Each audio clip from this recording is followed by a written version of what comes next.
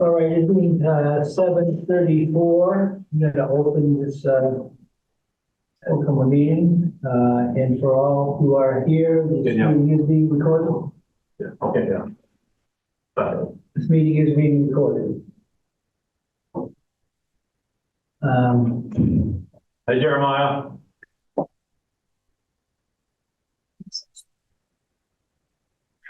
You know what? That's the peanut gallery. The peanut gallery? There we go. I think you can just see everyone better that way. Is Jeremiah there? Yep, he's here. He's on muting, but I know. That's okay. Like he's here. He knows we're talking about. He knows. Okay, all right.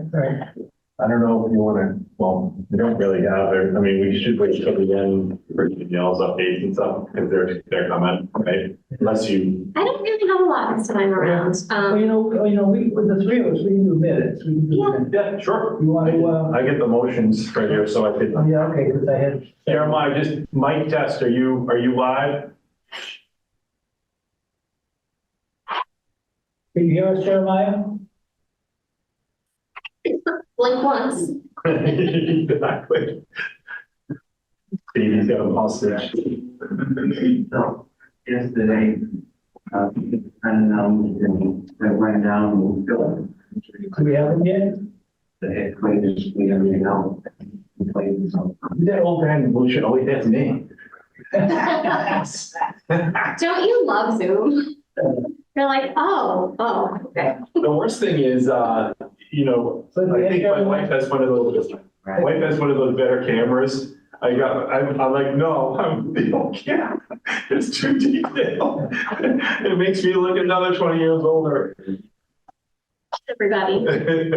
Okay, we're gonna start out by doing some minutes if you want to, Yeah, I get it. I just want to make sure Jeremiah can hear us because. yeah. I can hear you. Can you hear me now? Good, Jeremiah, we're going to do minutes, so I didn't want to start if you were still having mic problems or anything. No. All right, Mr. Chairman, I move that the Community Planning Commission vote to accept the meetings, the minutes dated February 27, 2024 is written or amended. Okay, I have a motion. Do I have a second? Seconded. Motion and a second. Any further discussion, any additions or changes, corrections? Hearing none, all in favor say aye. I'm going to do a roll call vote. And how say you, Jeremiah? Aye. And Dave? Aye. And myself, aye. It's three in favor. The other two members are not with us yet. So, yes. Okay, Mr. Chairman, I move that the Community Planning Commission vote to accept the minutes dated March 19th, 2024 as written or amended. Okay. Do I have a second? Seconded. Any corrections or any amendments? Hearing none, all in favor, say please say aye. Roll call vote. Jeremiah, how say you? Aye. Dave? Aye. Myself, aye. With the record show be in favor, no opposed. All right, third one, I move that the Community Planning Commission vote to accept the minutes dated April 2nd, 2024 as written or amended. Seconded. Motion and a second. Any corrections or additions? Hearing none, all in favor say aye. Please roll call vote. Jeremiah, how say you? Aye. David? Aye. Myself, aye. The record shows three in favor, no opposed. Okay. And Danielle, I just had a question on the motions. That's just a typo, obviously, right? On that. I was just noticing, you mean for Park Street? Yeah, We did it's that just Park already. Street, right? But it's for the MBTA, Yeah. right? But it doesn't matter. Oh, it was supposed to be the MBTA. Yeah, but it's just the heading, so the language is fine, right? Or You're not. right. You tell me. It's just the heading. Yeah, I think it's just that. Yeah, I looked at that. I figured that was just a mistake. Yeah. I didn't know if you were going for the 2 for 1, you know, on that. They're not quite close enough. You want to talk about the MBTA communities? Want to do that, Dave? I mean, I don't really, Yeah, I don't know what, we're not really making much in the way of. I think, you know, I support a vote tonight, is my opinion. And a few weeks ago, and certainly up to the joint meeting with the select board, I still had a lot of questions. Legal answered a lot. I think I did my own research. A lot of it was just, I think, understanding a lot of questions that anyone in town would have when they hear MBTA and the genesis of being a community, adjacent and all the different, terms that have since come. But so I think doing that research and finding that out helped me a lot. I hope it would help the public in the future. As Daniel puts in her memo, there'll be a public, is it just a workshop, or what do you call it? So once you guys, if you do decide tonight that you are ready to, if you want to place it on submit it for the June warrant, at that point, then we should schedule a public hearing. And I would recommend doing an additional community meeting just so that people have another opportunity. Yeah, I think a lot of people, again, there's a lot of natural, understandable pushback because there is some parts of this law that we're saying is that violates, in my opinion. I still have this opinion, violates home rule and all that stuff. That said, though, you do have to then take the actual parcel of land that we're talking about. And when you take that out of it and you realize, it's pretty much fully built out. Right. It's already multifamily. So when you think about like, what's the zoning change that we're doing? We're creating multifamily zoning. So we're not changing a thing to those two parcels. And then the only tweak is by right, but it's already built out. So what is the change? Another thing that came up is people would say, well, Pulte has 2 more buildings to build. So maybe another 120 units, right? With a 5-story, and then like 55, or how many units per in these last 2? The last buildings each have 52. 52. Okay. So, a little over 100. And people are like, well, what if they switch to multifamily? Well, they can, and they could since they started. So why would Pulte, after building 6 buildings or whatever, all of a sudden on the last 2 go, now we're now the 55 and over is out the door. We're going all in. Well, I think that the 55 and over had to do with the attract some, higher end people there. Not have a bunch of kids making noise running around in hallways and right. Yeah, so that business model was aimed at empty nesters and that not another change. So you're right. It's unlikely to change their mode of operation there, since their whole business model is based on that. Yeah, and you see it in the surveys that we've done, 2 different housing surveys in 2018, like early 2000, and the map, and we can see. The largest growing group is this 55, and it's so it would make no sense really to turn around on that demographic and not provide. Now, are they a great affordable price range? Not really, but but there's plenty of people that can and would prefer to get rid of the lawn and all this stuff that come with the house. We all know that, and move to a nice place where 55 you don't have to deal with loud music and all the other stuff going on. Well, the housing shortage is not just for families, it's for everybody. Right. So I also think that, we have somewhat of a responsibility to do our share, to some extent. And I think that, if we had a nice open space people build, that would be nice, but we don't. Right. And so this works for us. So we're just very, very fortunate to have that ability to meet the majority of the requirements without affecting us as far as population goals are, right. And all that. Yeah, so I think that's why the site makes it a lot easier to. Yeah, so this is kind of a no-brainer in that, at this particular point. But then I know you're worried about when the other shoe drops. Yeah, but I don't know, you just take it as it comes, I guess. This one, you won't stop it by stopping this. No, yeah, that's I think that's how I feel about it. Yeah. And again, I think the public meetings that would come after will be good, because I think if people, and I'll make sure I brush up on my history of it, because I'd like to make sure people feel as comfortable about it as I do. But I do get it. If this was just, we were picking out 80 acres or, and saying it had nothing on it, and we're just like, we're going to blow out 750 units. I don't know if my position would be the same, Yeah. but, it's fine with this. And, Oh, yeah, because you'd be looking at schools and you'd be looking at. just, infrastructure, a lot of different things. We've been living with this and I think, Yeah, we really haven't kept up with the infrastructure for what we built over there. And that would meaning we don't have a fire truck that can reach the top floors. Yeah. Yeah. Well, no, we have, but we didn't put on, 3 extra policemen, we didn't put on 4 extra firemen, we didn't do any. That's gonna happen though, on the Yeah. fireman side. I don't know about police, but And that has to happen, because, they've, and then of course, let's do an ALS as well, we bring more people in that station. That all it is another good reason to expand the station.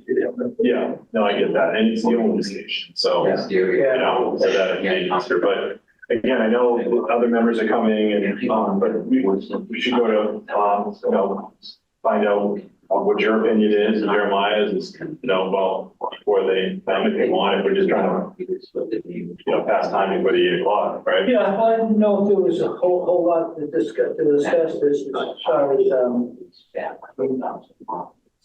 I kind of agree that it's got to be moved on. Yeah. I mean, we can wait for the others to come for a vote. Was there, any zone, ZBA, there's no ZBA, right? She's gonna say they, okay. No, it's, so, yeah. So it's really just. A couple updates. I mean, I don't have a long list, but I could do a few if you'd like. Yeah. Or for you, Warren. I mean, we can move it on as we go. Well, I mean, we should just let those guys, I think they're gonna be here. Jeremiah, what you have any comments on this MBTA? Thing I would say is that I think that, we should be.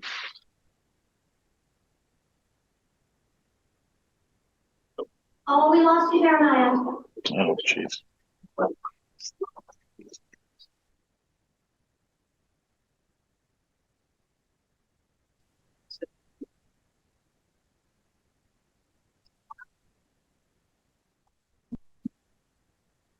We can't hear you.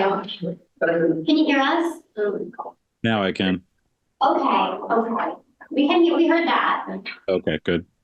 Did you want to try to say that again, or we didn't catch any of it? I was simply saying that, I'm largely going to defer to the rest of the board on this topic, as it's going to be a longer term thing beyond my time. But, my opinion is that this is a regional issue that's not going to go away, and we should be part of the solution, not, fighting against it, and count ourselves lucky that we've got a very convenient solution. And to me, it would be kind of a waste of our time to try to push against this when we're so, uniquely positioned to be able to satisfy the requirement. So that's all. Thank you. Yeah, I agree. It's no, I like it. Did we they said we make it by 6 o'clock? Yeah, so we got. I think Brian should be here first. Speak for, So you can bring on that by 5 minutes. Danielle said she has some updates. She can. Just a couple, not a whole lot. Most of my updates are on the road already. Like this, Danielle. Yeah, exactly. Yeah, sure. I just kind of briefly, so 9 Mill Street, we're getting ready to prepare an RFP to sell that. That was the property the town had acquired a number of years ago now, maybe 2017. When we thought we might be going with MWRA water. And the town has hung on to it for a while in case we needed it for something. We do still have a water easement on that property, so that won't change, but we are looking to sell it, and that would be done through an RFP process. So I have been working on that. Is that on next week's agenda, or not, I mean, next meeting? Did you have the one, the town land, is that? Oh, that is, so actually, we're good to go on that. I just have to plug in some dates based on the advertising deadlines and have, the TA do a final review of it because he's the procurement officer. I just want him to see it before it goes out the door, but we're ready to go on one. Okay. Did you say we still have a water easement on that? We do, and we would be able to make use of it. We're gonna leave the water easement on there? Yeah, that's the idea, in case we should ever need it in the future. Okay. There is a pipe that goes in the cross-country line that goes through there, so. I just didn't know if it affected the ability to sell it, or the ability to, I mean, I would hope not because it was always that way. It belongs to that, it was on that property. The property was already burdened by the easement, so it's, not necessarily a new easement. It's I thought it was not much different than the drainage easement, so. Drainage, I don't think it has I don't know if the drainage easement that's on it. Well, it's not much different then. Oh, yeah, sure, exactly. And there is that water line, so we wouldn't want to give up our ability to access. That's, I mean, honestly, everything else we're working on is on the agenda. Oh, I think I mentioned to both of you already, we have a new conservation agent, Lydia Eldridge. She just started last week. There's some overlap time with Leah as she's, getting trained, but she's here Tuesdays, Thursdays, and Fridays, so a few more hours in the office than Leah had. So if you're in town hall and want to stop by and introduce yourself. Yes, You're any better. Yes. And that's all. Then, Oh, 9.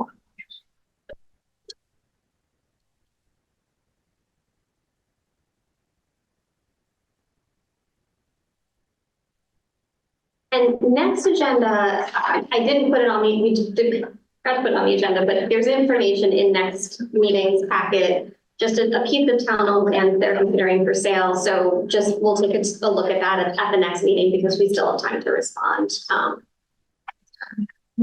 Parcel on Upper Borough.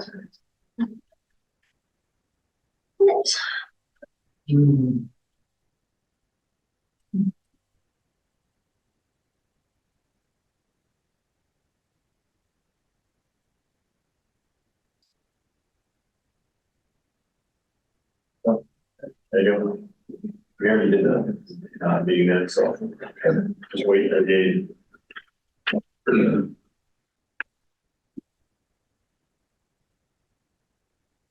I just, well, wait, yeah, because I need, you could be going, so.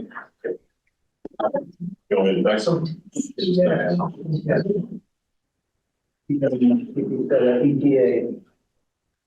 But I know he gets wrapped up in some things, it's hard to get away from. And you can't say, oh, I need your plumbing to finish tomorrow, so we got. Yeah, I just text them. Yes, Ryan too, while we're having the experience. Or something. Yeah.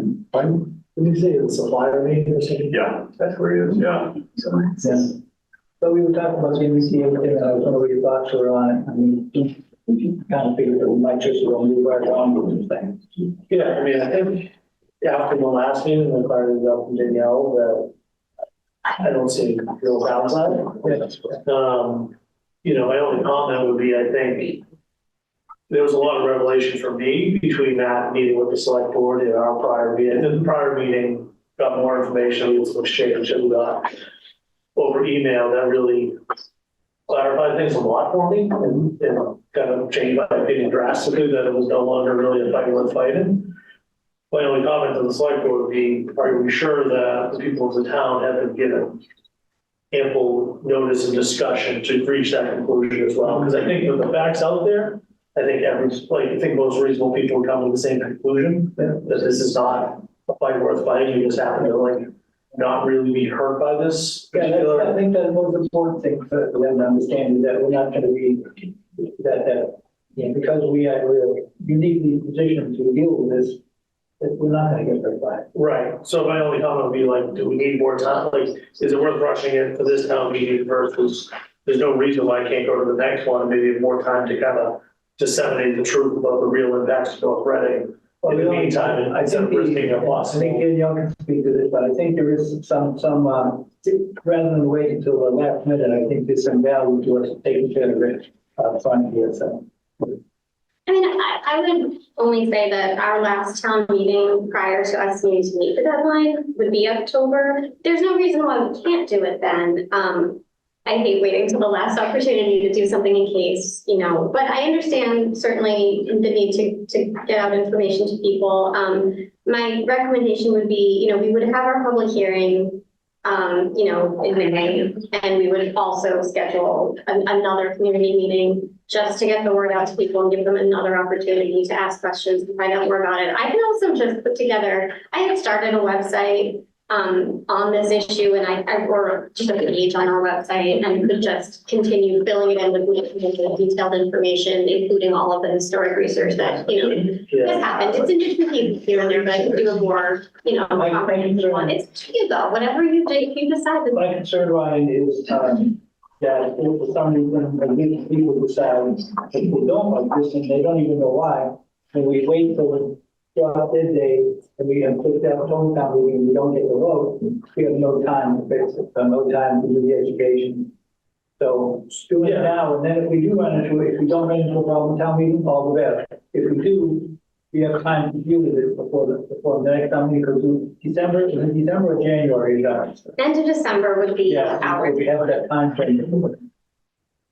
Fair enough. That was my concern. I feel like the only way reasonable people are gonna object and ask to this is if they don't understand. Yeah, but that's okay. So, That's okay if they don't understand that they would give us the opportunity to have another public hearing, another public meeting and really explain. So Or two is Danielle is saying, right? You were saying having enough, like 2 meetings. Yeah, I think that we would have, so we normally have our public hearing, but in addition to that, because the public hearing is not always the best way for people to, get the information and ask for, if we've considered any changes to it. By that point, the zoning is written, and yes, the zoning is drafted, but having another community meeting prior to the public hearing is just another opportunity to let people ask questions, have whatever discussions we want to have, and then have the public hearing where it would be discussed further, and then the select board has their informational hearings.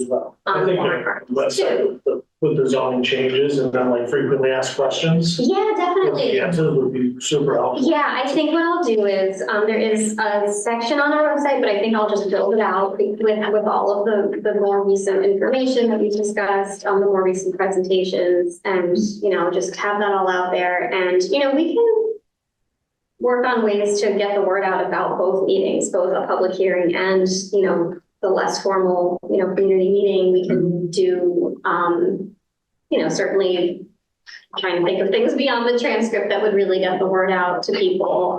We can see who is able to post maybe on social media or, I don't know if there are other thoughts for how it would be best to get the word out. Yeah, but what do you think about this MBTA? We were hoping to vote for it to get a vote tonight so that we get it onto the town meeting warrant again, so that if for some reason some opposition did show up at town meeting, we would have time to address that before the October town meeting, since we have a December 31st drop dead date.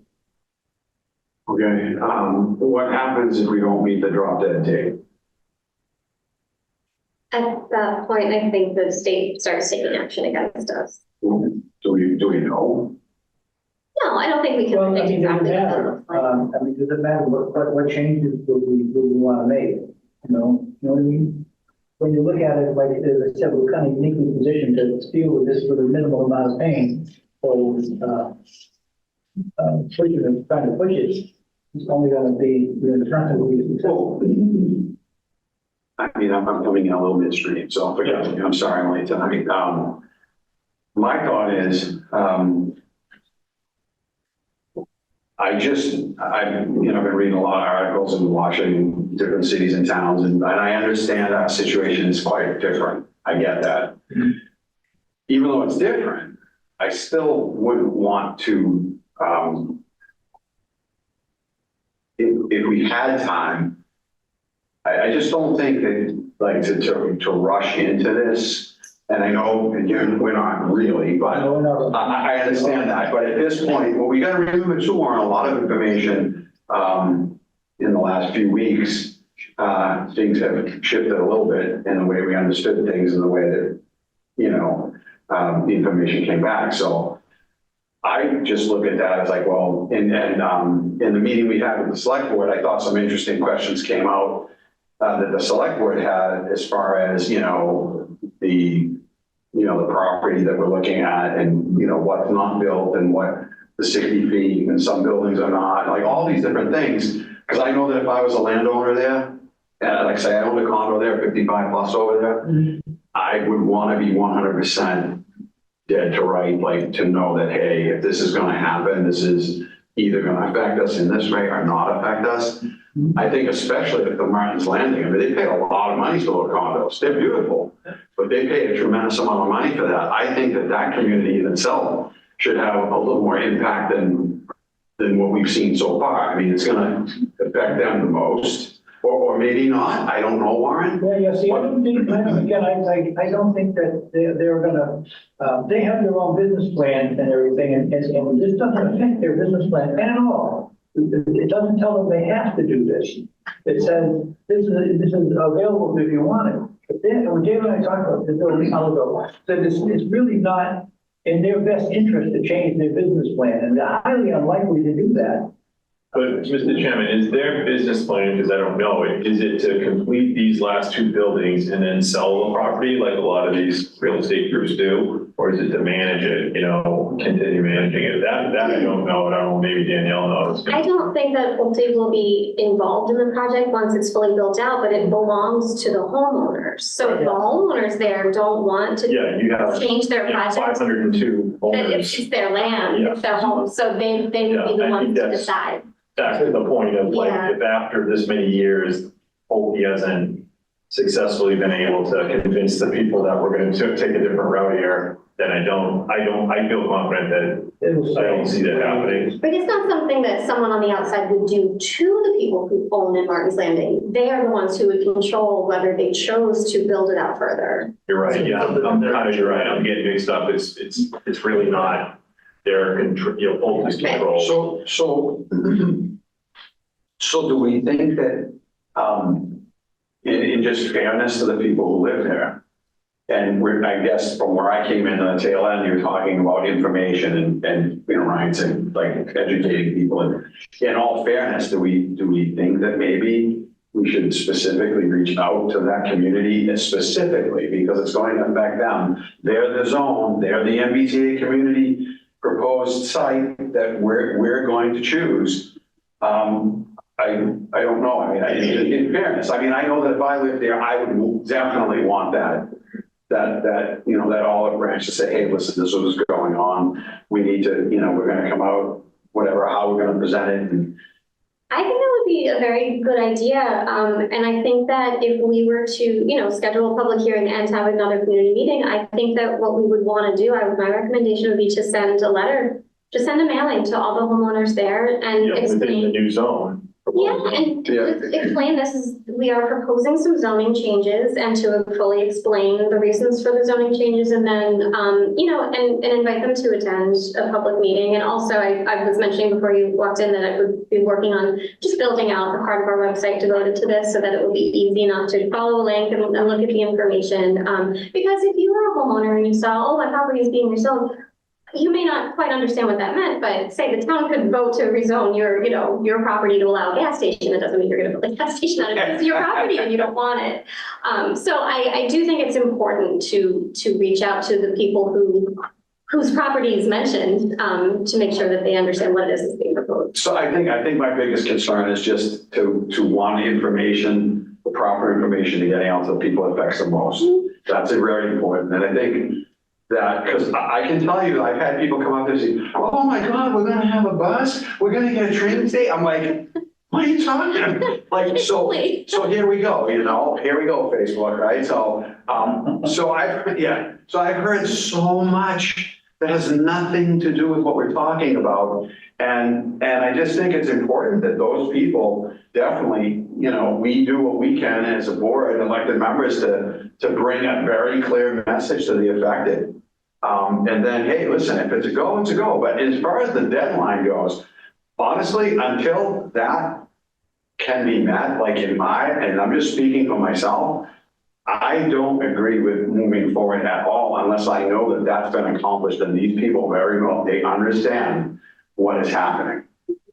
So the deadline and all that, Warren, back to your question is if that can be successfully met, and, you know, we as a board have a really good feel for what that community over there, you know, has absorbed and knows what's going on, then that's great if we can meet those deadlines. But if that doesn't happen and that, you know, somehow information or whatever, we're pretty good at getting information out, I think. I think, Danielle, you're very thorough with the lot that you do. So, you know, I mean, that's just my feeling. I mean, I would certainly make it a priority to put together a mailing, finish building out a website, get dates on the calendar, and get this out in enough time. The only, and I don't recommend going to June meeting for any reason other than that I hate to wait the last possible town meeting opportunity, because it's like Lauren was saying, if something happens at that meeting, it just makes me nervous. I don't like to wait till the last opportunity. I would say if we did want to target the June town meeting, I would be, you know, certainly fully support being, you know, very much on top of communicating right away. Well, so if we were to do a mailing to this group of people, we put it on the June meeting, do a mailing for these people. If there was a backlash, we would hear it at June meeting, and then we would have time to find out what the issues are. Yeah, if there's any major thing you could withdraw, you could, But because if you wait till October and then you find out something, now you're up against the deadline. I mean, as I said too, before you got here, we were going through it, and I share I'm skeptic like you. Especially when it comes to government. But I think though, a lot of the questions I had have been answered in the last few weeks, and I agree with you in the last few weeks when we actually really learned everything. And I know this thing's been going, it's not Danielle's fault because she's been bagging us over the head with it for 2 years, but maybe we just started paying attention to it. But I do think we learned a lot in the last few weeks, but all the holes for me were plugged. I think you're raising a couple ones, you know, that you know, there's I guess ways to deal with that, but I think, and as I said too, if this was 50 acres vacant, nothing on it, greenfield, I'd have a different decision right now. Yeah, no, I understand. I mean, it's just because we have the, you know, the 900 plus units built out. And I guess the thing is too, like, so I'm looking at other communities that are involved in the same thing that we're involved with, sending days out, and how those communities and those cities and towns are dealing with their issues and how they're going to put this puzzle together with their overlays or however they're going to pursue this. And the thing is, even the one, it's not like, oh, you didn't conform by this date, here comes a lightning bolt, you're gonna get struck by lightning and we're all gonna die. It's, you know, the state, I don't think, even if we, to come to the right conclusion, to do the right thing and make the right decision, if we got to the deadline, you know, in December, and we were still, you know, trying to figure this out, or we were really close, I'm not sure that there would be much backlash at all. I mean, if the state knows you're working on it, you're almost there. I mean, what happens? And I'm just asking you because I don't know.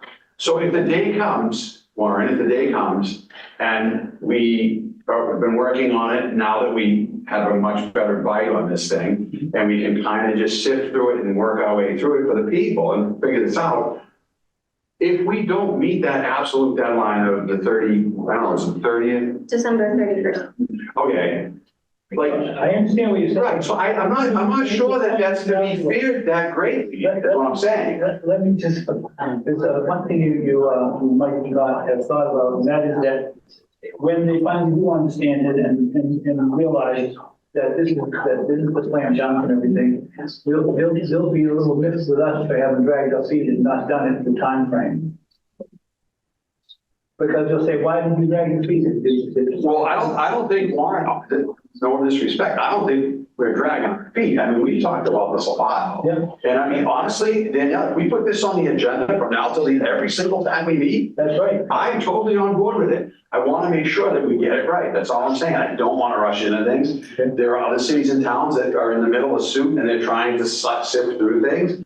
There may be a golden nugget somewhere in there that when something happens, I don't know. But I just think, that's just my take. I just really don't want it in the wrong thing. I don't want to be hesitant in some respects, but I feel like it's like, you know, when you feel like you're being rushed into making a decision, that's just not a great place to be. And if I feel this way, when the people start to find out exactly what's going on, and, you know, maybe it'll be completely opposite. Oh, okay, fine, great, okay, good. But information and doing it, and honestly, I'm not afraid of the timeline. Maybe I should be fearful of it or not, I don't know, but I'm really not. I think it could cost the town money if we don't meet the deadline. I think that would be the more immediate thing that we know would happen. And I'm not just talking about any state grant programs that we may have going at that time, which in the future, I don't know what that may be. I'm talking about once the state, if they do start to take legal action against us, now we've got town council bills that are getting racked up. It's just, it does feel like an expense that could come to the taxpayer that we should be mindful of. I'm not telling you that you need to rush into anything. I'm just saying that that is a consideration. And one of the reasons that I recommend trying to adhere to the deadline is because I do think that it puts us at some financial risk, and we don't really know the degree of that financial risk. And that, to me, that, I mean, I'm just kind of a conservative person in that arena, and so it makes me very nervous to say that we may be, you know, racking up legal bills or losing grant funding or losing housing authority funding and not know for sure what the amounts of money would be. I do feel like that could be upsetting to people, but that's, you know, that's my take on it. It's my own recommendation. Spears, I'm not in a HOA myself, but I certainly hear Mr. Griffin's concern, and I think that I don't know if we can get this, but if we had a copy of that HOA agreement from our side and had council review it, I feel like it'd be pretty straightforward to understand, like, and I can never know how that specification over 55 works.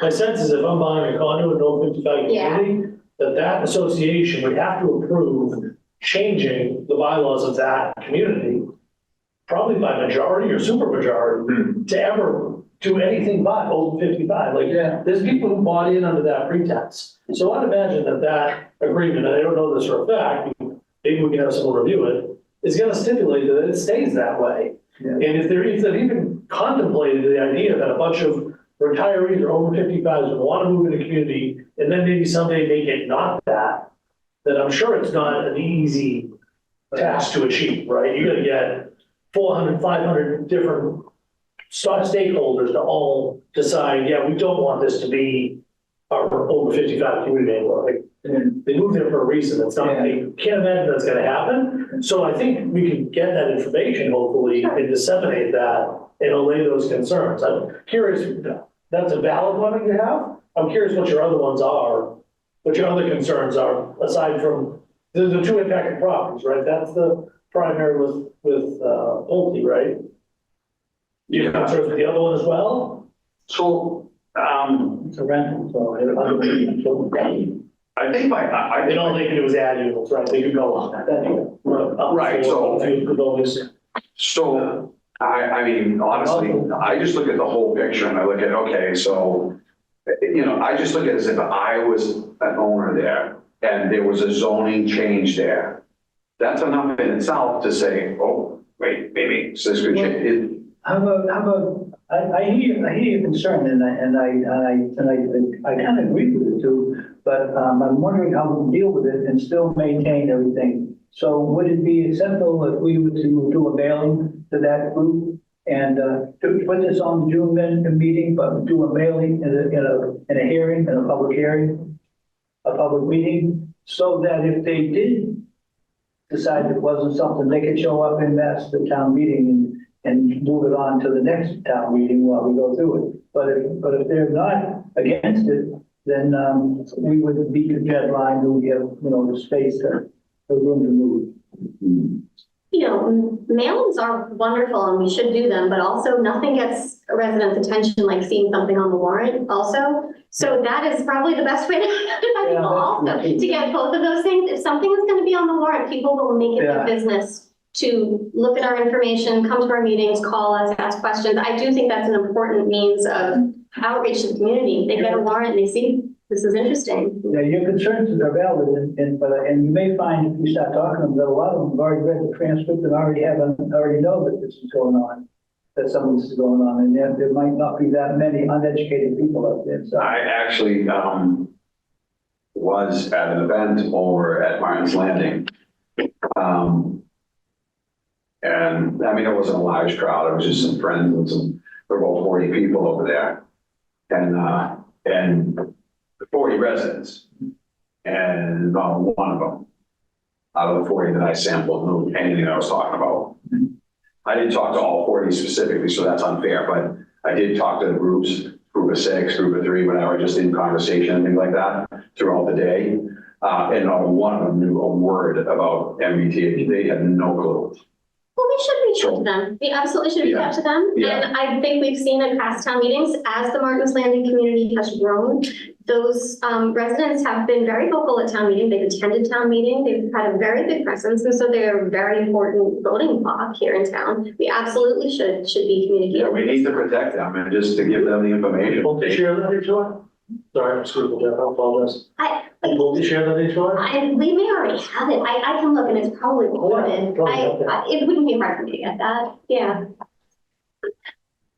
I'm curious. I'd be curious if they'd even be able to change that, you know, if that insulates them from that concern, then I feel like that almost takes that parcel off the table in terms of concern about zoning. But there's never, so actually that doesn't change anything. The zoning doesn't change the 55 and over component because that's not in the zoning. I know, but it brings it to everyone's attention that they could do something different, like I think That's true, yeah. But they calling it out, but I agree, They could do it they did together. it voluntarily to begin with, created that community. Right, and so at any point, they could come back and say, you know what, we're not 55 and over anymore, we're getting a new HOA, and they don't need the town's approval to do that. So without any zoning, they could do that. Yeah. But they're highly unlikely to because if they, as you said, they're in that community for a reason. Yeah, they went there for a reason. They're not gonna all get together and vote to change it to bring a bunch of kids and families in. They're never gonna do that because they're there, that's why they're there for a reason. And they're gonna keep it that way as best they possibly can, so. Yeah. Well, I guess the question is, do we want to take a vote tonight to put this on and then, and even if we do perhaps put a line and say that we will do a mailing to those, to them, to let them know and give them an opportunity to comment prior to the town meeting or at the town meeting.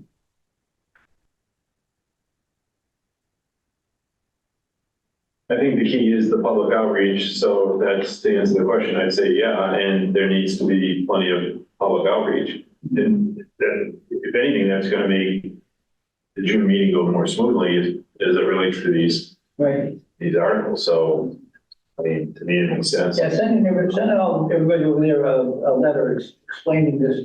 Sounds like one of those things you should have done a long time ago, actually. Yeah.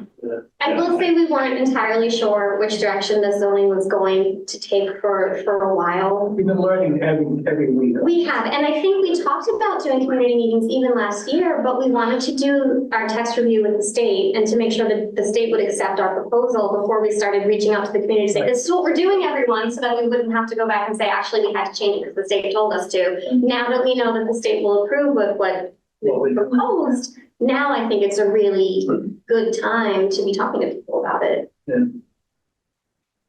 I agree with Dave. I go back to my original point. I think it's the select board ultimately is going to decide whether or not to put this on the town meeting. And I think that my recommendation is to say that we encourage them to do additional public outreach, particularly in the impacted area, Consensus to educate people on the potential for change or impact it has on them. I don't think there's much potential for impact on them, but I think the people flushing that out and then giving people the assurance that there isn't is the key, because I hate to see it just footfalls with the first go around and have to, then you're trying to, you know, Recover, yeah. reel it back in. You're better off getting it right the first time before you drum up all the fear factor and everything else, so.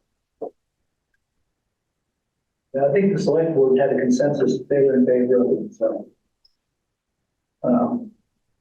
So what's your pleasure at this point? I say we take a vote, then we start that process.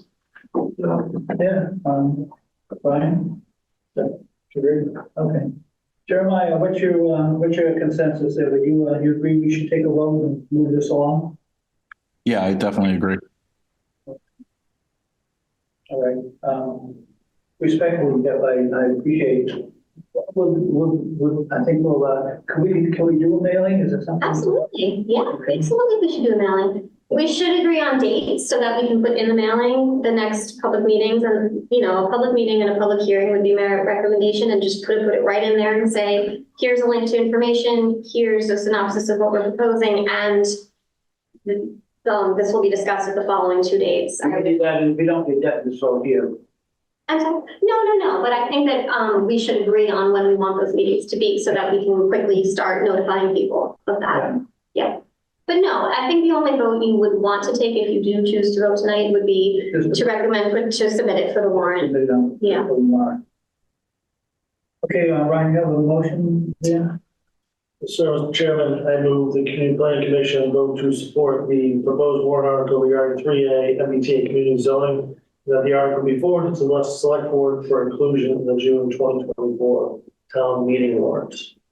Second. Okay, so again, it does again fall on the select board lab to finish this, so.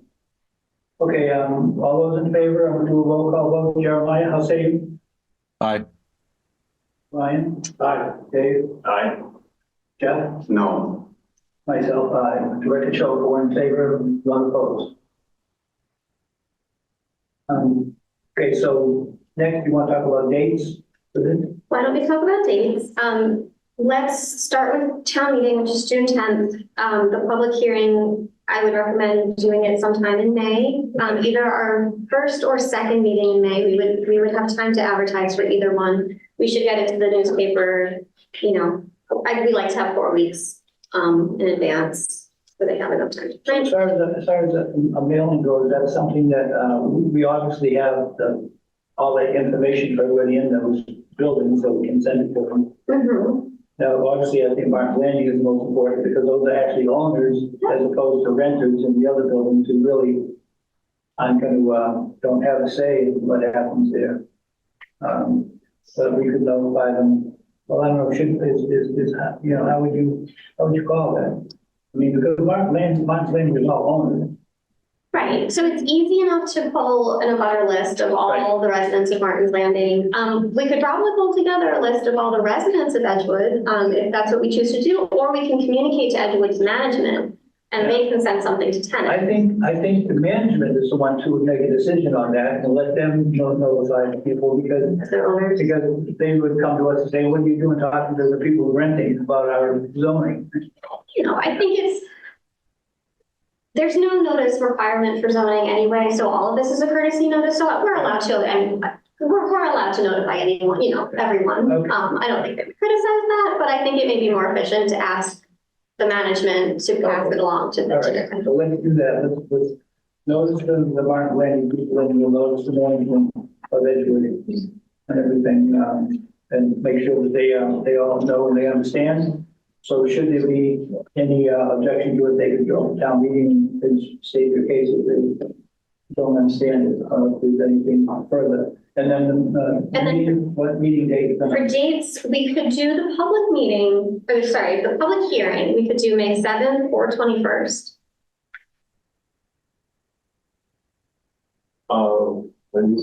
May. You might skip over, no. I'll just plug it in. I'll be.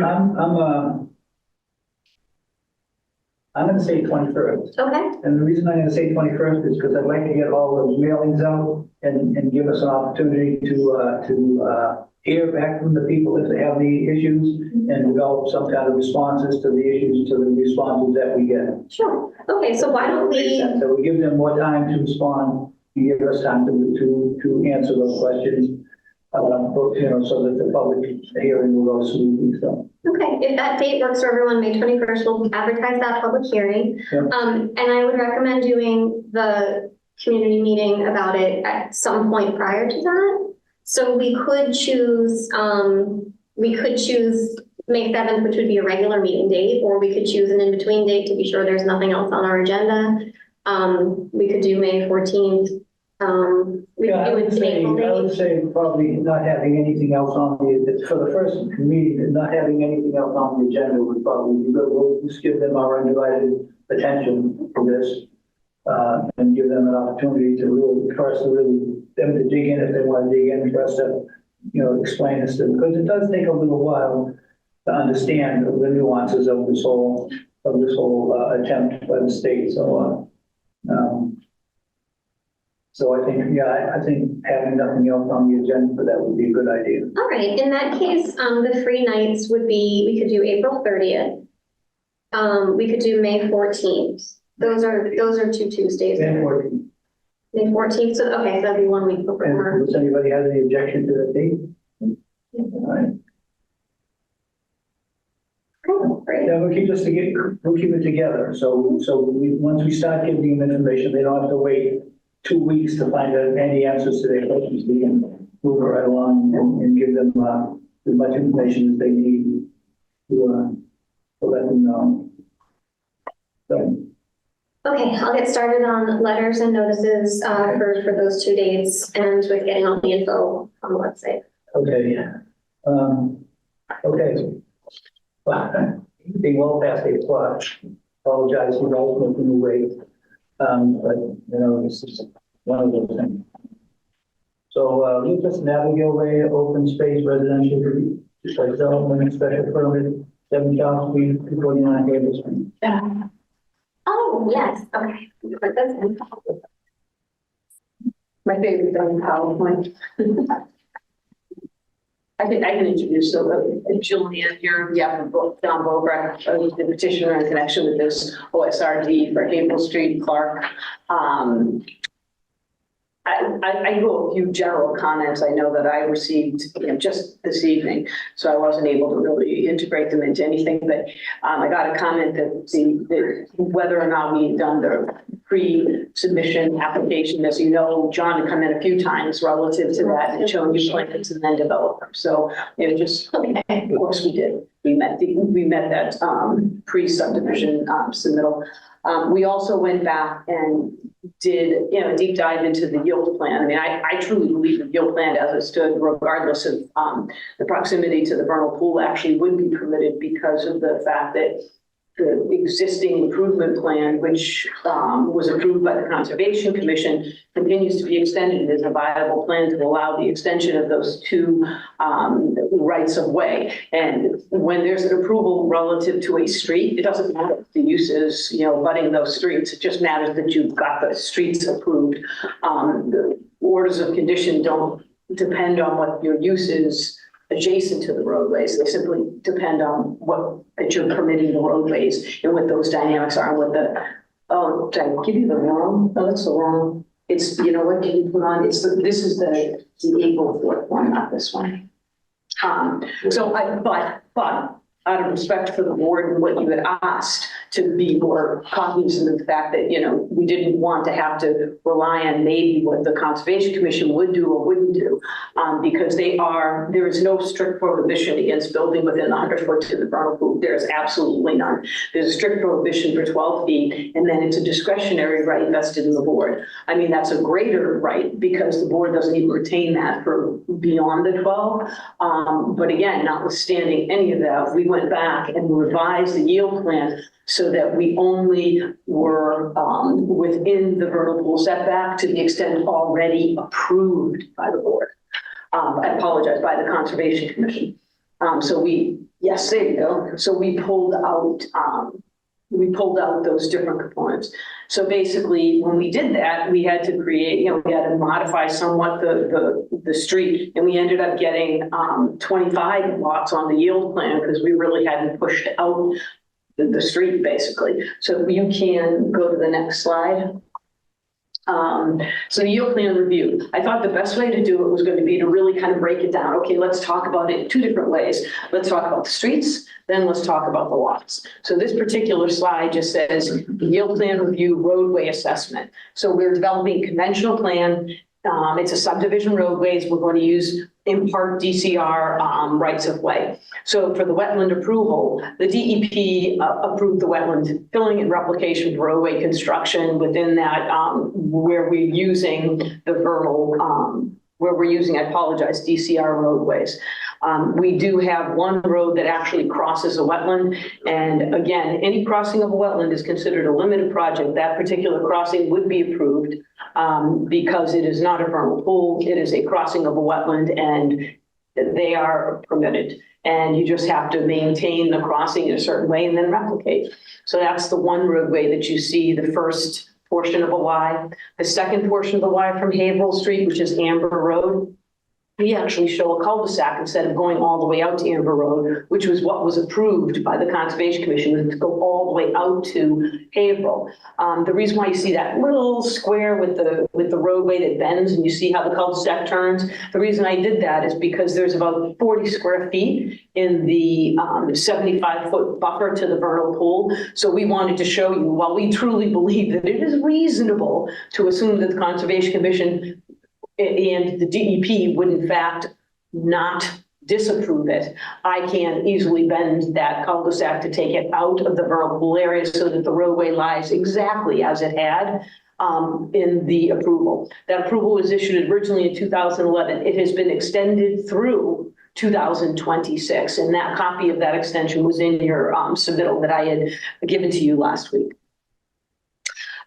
So basically, it's our opinion that that is the case. Now, with regard to all of the other walks, we'll go through that later, but relative to the concern about the vernal pool, that is how we addressed it. We don't do anything within it any longer with regard to the roadways. Now, with regard to the subdivision regulations, we require no waivers. There was some, initially, there was a reference in the first submittal, the very, very first one that was submitted by Brendan Pyburn, about 150 foot tangent line. That had nothing to do with the subdivision plan or the yield plan, and we have not carried through that waiver because it doesn't apply to this plan. We comply completely with regard to subdivision rules and regulations. We have a 66-foot wide right of way. We have 28 feet of pavement. We have sidewalks on both sides. There's no roadway that is greater than 1,000 feet. Every roadway that is greater than 500, but less than 1,000 shows a looped water main. All the cul-de-sacs are 120 diameter. Driveways are at least 10 foot wide. We provide the proper radii, and the openings, you know, always are between 6 and 24 feet. It's throughout the whole, it should be actually 10 and 24 feet. And then the driveway separations, all of them are at least 30 feet. And then the driveway for the limited frontage, it's cut off. It can't be longer than 1,000 feet, and it's under 300. So I just wanted to make sure you understood, here's the roadway relative to the yield plan. There is absolutely no requirement for waivers with regard to subdivision. There's no requirement for variances. We meet those standards.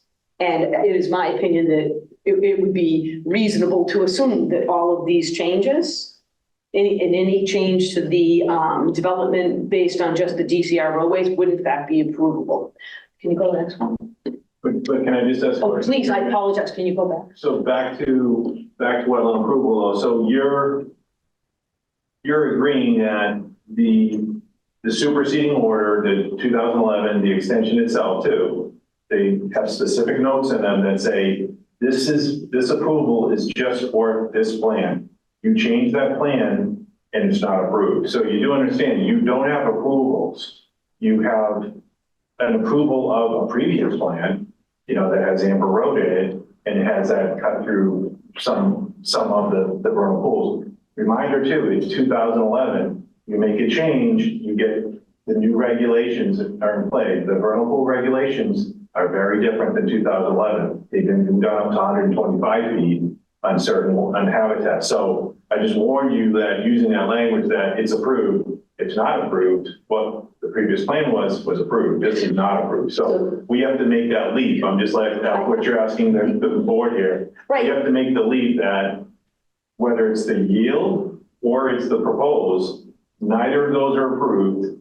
And we have to make that leap that what you're looking to do, which is double.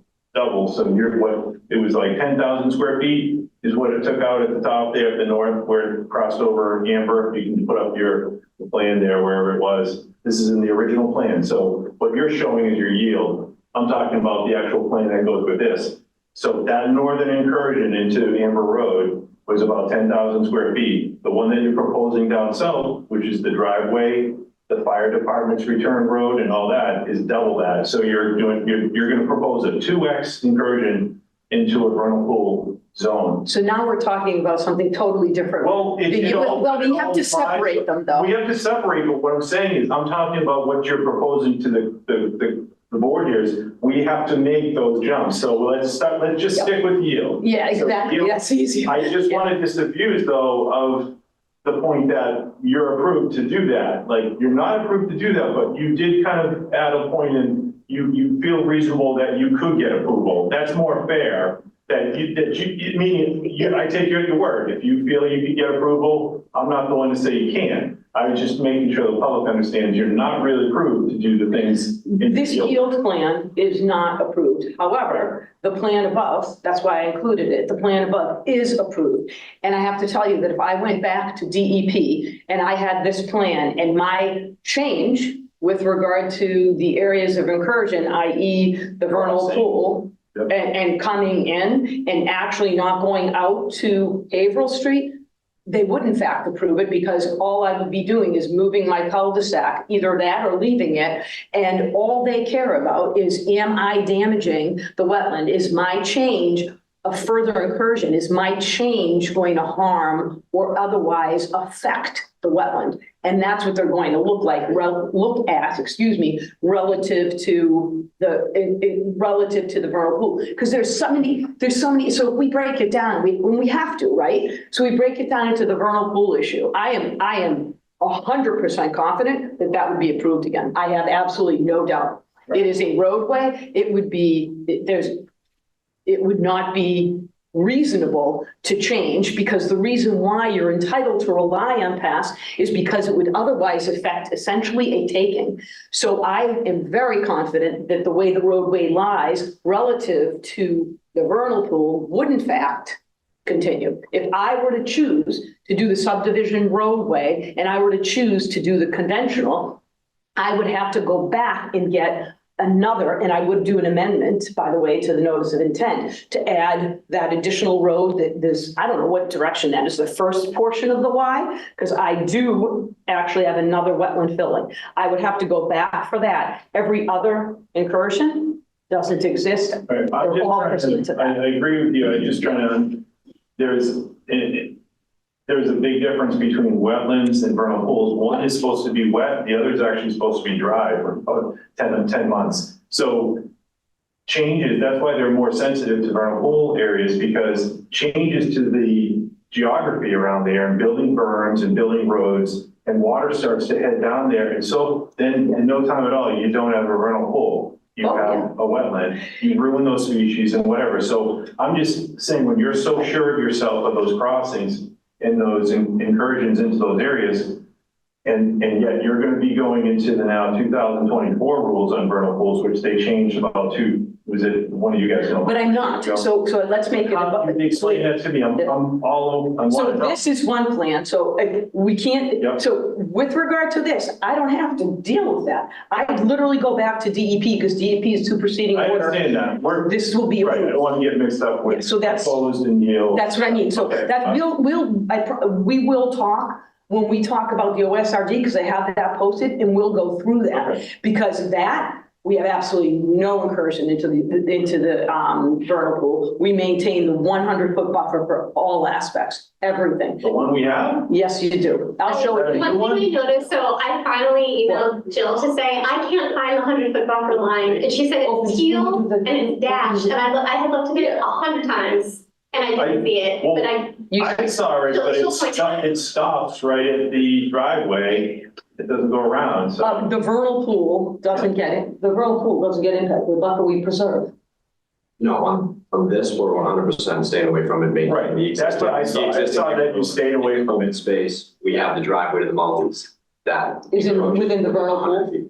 Yes. Oh, that's right. Yes, that's because yeah, I apologize. So when we do the access, not the roadway, see, that's why I'm still on roadway. So I'm getting, that's why I say it's really difficult for me at least, not to compartmentalize, because you start to conflate the issues. So when we go through the roadway component for them, I'll show you what we will do, because we do have the option of filling the wetland and staying away from the vernal pool. And you might need to do that. And I'm My guess is, not saying, you know, my guess is the Concom as well as DEP will say, we would rather you be in the 75-foot buffer and provide protections than we would you filling. That's very common in my experience permitting, but we have options. So I'm not, that is a plan that has to be approved.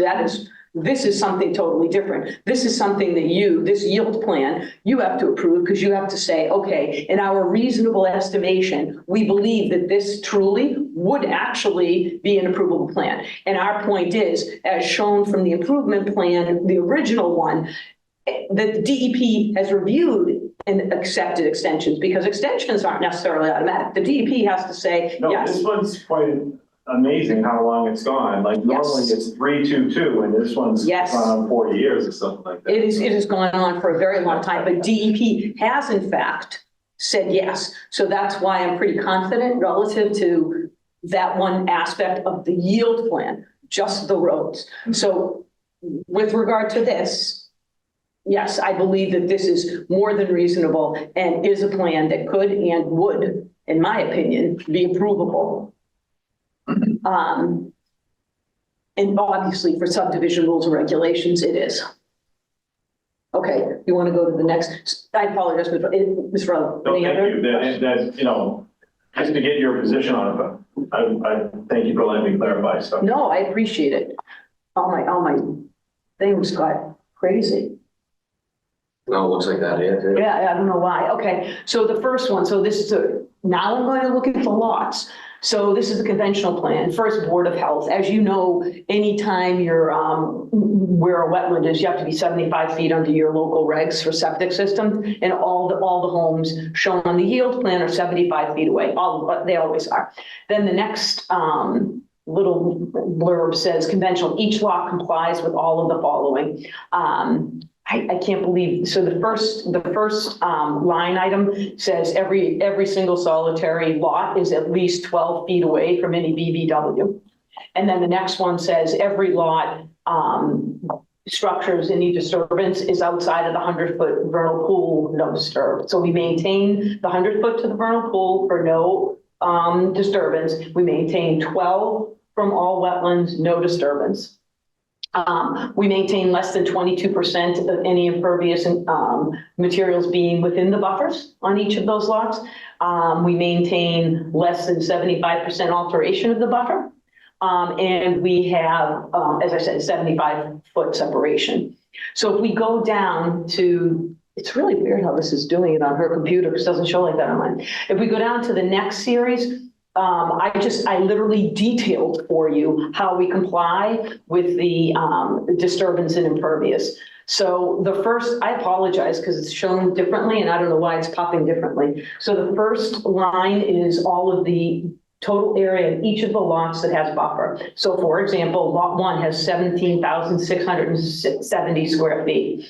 It has 3,720 square feet of disturbance, which is 21%. And then it has 3,220 of impervious area within the lot, within the buffer area. So as you can see, we're under the 75% by, 54, and we're under the 22 by 2%.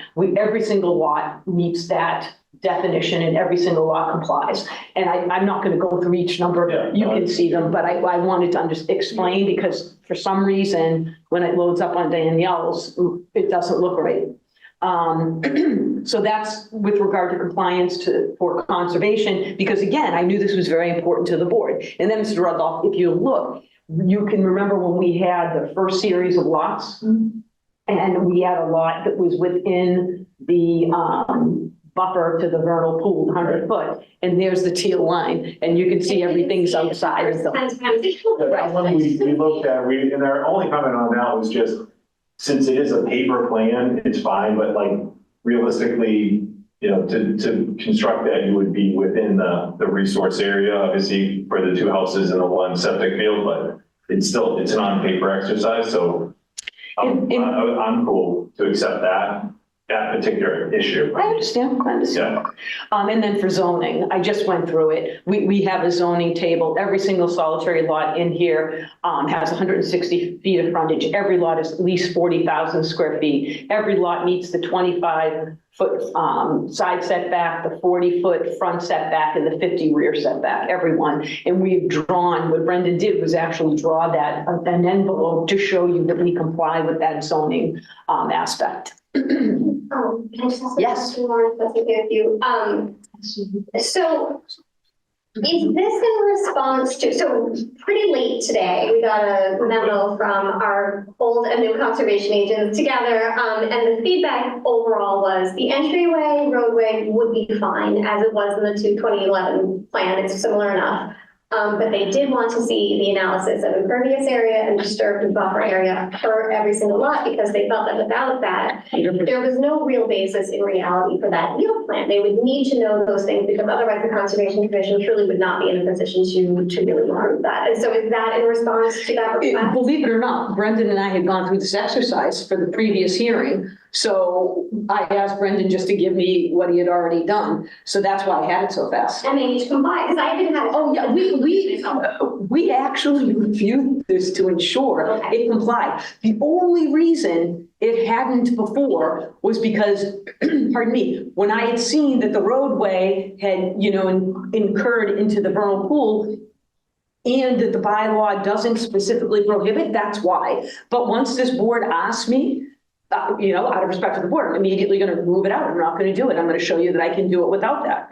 But this, we always knew we had to do. There's no way you can't do any of those things. And the Conservation Commission would never approve it if that weren't the case. So I apologize for not having given it to you last meeting, but yes, we had already done the exercise. Okay, that's good, because that was a real concern that they would have had about the reality of this plan, being actually feasible. We would have too. And then it would have been like, why are, this was something we'd done with an initial analysis too, because it's a lot of money to come to it. Well, whatever. So yes, we wanted the yield plan to really work too. So we can go over the next one. Okay, so here's, I just always do this. So I'm just, what am I asking for, Jill? What are you really looking for? I'm looking to have the acceptance of the yield plan that shows the 4 subdivision roadways and 25 single family lots. We're asking that the board vote to establish density. And we're asking that you accept certain waivers. So the waivers have always basically been the same. They've modified somewhat. So the slope waiver, 25% grade is not an unusable property. It's just in your bylaw. You say, look, if you're going to have more than 25% slope in your open space, you need to seek a waiver. And so we are. With regard to reduction of the buffers and all the dimensional requirements, all stay the same. We do have to discuss that one driveway that's on the plan, and we can talk about that when we go into the concept plan, but I just wanted to put this first. And then we do need to talk about the housing mix. We did mix it up a little bit, because we heard Mr. Romeo was like, well, why do I have to bear the burden of all the multifamilies? And our intent was not to place the burden of any multifamily on somebody. In my opinion, duplex structures are not a burden, but actually a benefit. But we did hear him, and we changed it. We put some of the duplex units up off of Abigail and changed some of the Lucas Drive. And we're going to go through that when we go to the big concept plan, just to let you know. Then there was another issue raised, and this was again by Attorney DiGiulio. I'm not necessarily asking for a waiver from the amount of wetland open space. The fact of the matter is, I have so much open space that the percentage ends up being skewed, because I'm giving you all of that open space that's wet. I don't have to. If I just give you the primary open space, I meet all of the bylaw requirements, every single one of them, and I don't give you more wetland than what is on the total property. That's foolish. I might as well give you all of it. So the way I asked Brendan to do it was call it primary, secondary. So I asked for a waiver because to me, it was very important to show the board that, look, I don't need it when they're combined, but I most certainly do when they're separated. And we don't have to give the secondary, but again, I would not do that. That doesn't make sense to me. So that's why we presented. It's not a real waiver, But it is something that the board needs to confirm and understand. Is that really a benefit to the town though? I mean, It- make it- those lots bigger and it's more taxable land, almost been taxed on that property. So what ends up happening is when you do it as one big subdivision, they just value the home. They don't tax wetland. There's no tax on it necessarily. There really isn't. No, it's not like when The assessor's office, I think. no, you don't get taxed on non-usable land. You get taxed whatever your home value is. So like if you have, for example, when you sell a home, right? You sell 1,000 square foot home. If homes are selling for $650 a foot, it's 650 grand. If you build a 50,000 square foot home, they do the same, they kind of do the same math and they assess it. They don't, unusable wet land doesn't change much. I mean, and number one, number two, it's still owned by the condominium, by the way. So the way a condominium works is you assess each individual unit. Each individual unit owner owns a percentage of that land. So it's not like we're giving it to the town. We're not conveying it away. It does get held by the condominium association. That's how it works. Yeah, but it doesn't really have any, it doesn't have any effect.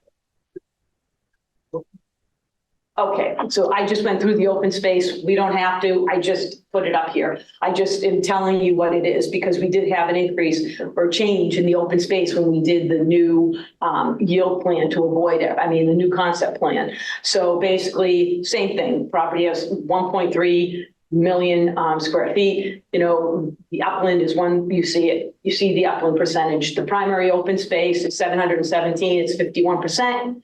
It has 92% upland, so it only has 8% wetland. So if even necessary, I could add wetland to it to bring it up all the way to 19% if I wanted to, and then just keep the secondary. I did this just because it's easier to show you. And I just went through the whole open space issue. So this was another issue raised. The concern was, okay, are DCR lots able to be used by the general public? Does John Bobrick, if he is the buyer of the property, have the right to invite the public to use those roads? In my opinion, no, the easement doesn't say that. In my opinion, does DCR allow the public to use them? 100%. If, however, DCR would say absolutely not, then we would create trails on other aspects to allow people to go over our open space and to get there. Now, can I invite people to use DCR roads? No, I can't, but the residents can, and we can still preserve the entire thing because open space is not only because you need to provide trails to other open space, but it is to ensure vista, it is to ensure wildlife habitat, it is to ensure corridors for wildlife, and it is basically to allow land not to be developed.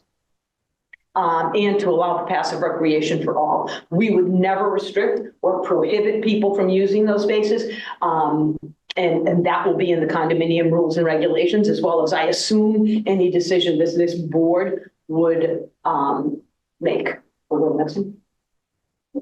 Okay, so I wanted to really zone in on these so that you could see them. We could go through each street. I have to just break it down some way. So I figured it best to do it this way first. So here's Lucas Lane. So the first lots, which are lots 9 and 10, they were 2-family homes. We have now made them single families.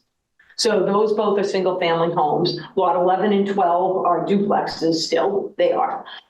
We are still proposing to have the triplexes behind, but what we actually did was we took one single family home and put a single family home also within that multifamily area. I have found sometimes that people actually like that. They like to be part of the condominium in a complex, and this is how we're designing it. This particular property will have one common septic, the access to the trail if necessary and people can't cross over. You can see how it's easy to get to the Harold Parker behind where you see the trail. That's where the connectivity is. All of it connects to Harold Parker. It's all the same as it was before. There hasn't been anything that would have changed. However, to Mr. Rudloff's point, is you can't see that our driveway actually does go in and intrudes into the vernal pool setback. So now what you're seeing though is the actual property line. What you're seeing in the black is the actual, God bless you, is the actual pavement. So we're probably close to the 75, what are we, close to 75 foot? Yeah. So if we had to, we actually can realign it and probably come close to moving it completely away. This isn't anything you're approving. If I can't get this approved from the Conservation Commission to allow that driveway, I don't get the driveway. Exactly. But I would hope that under your decision and your guidelines that I can shift it. Now, I'm not talking about lifting it and moving it to the other side, but I'm talking about shifting. So for example, I can straighten it out, essentially, go closer to the other wetland, be maybe, 12 feet, maybe I have to get even a little closer. And then I would apply for that type of relief because again, it's a finger projection of a wetland and sometimes the conservation commissions will allow that, but I would have to apply. This is not approved. I am not telling you that it is 100% able to be approved, but I do believe that I have substantial grounds on which to get it approved. That being said, okay, that's it. So you want to go to the next one? So here's Abigail. So this was in response to Mr. Romeo's comment, and this is what we did. So we took lot not 6, it was 5 and 6, if you remember, there were 2 lots, 2 single family homes. And then we thought about it and we all agreed, you know what?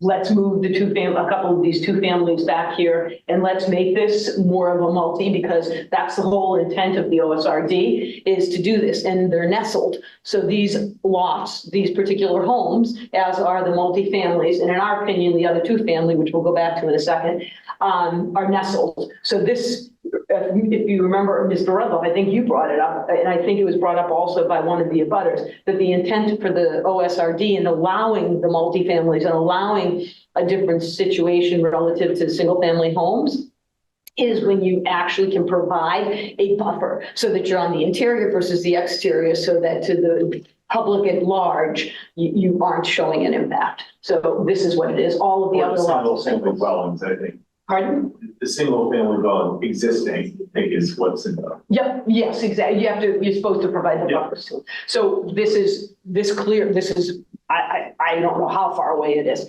If you go, can you do me a favor, go back to Abigail's just for a sec? Okay, so here, we did keep the 2 families on lots 11 and 12. We thought that they were sufficiently distanced, and notwithstanding any of that, lot 12 most certainly is because it's completely surrounded by the land only that would be part of the subdivision.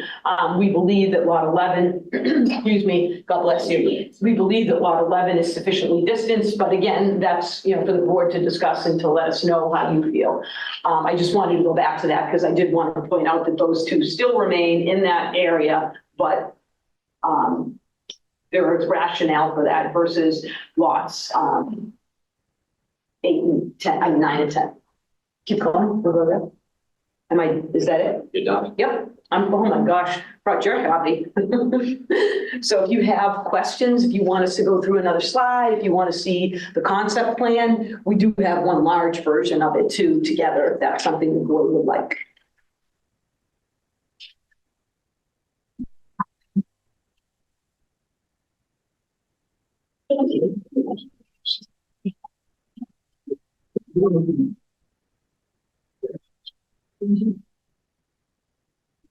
Okay, well, I'll open to the board first.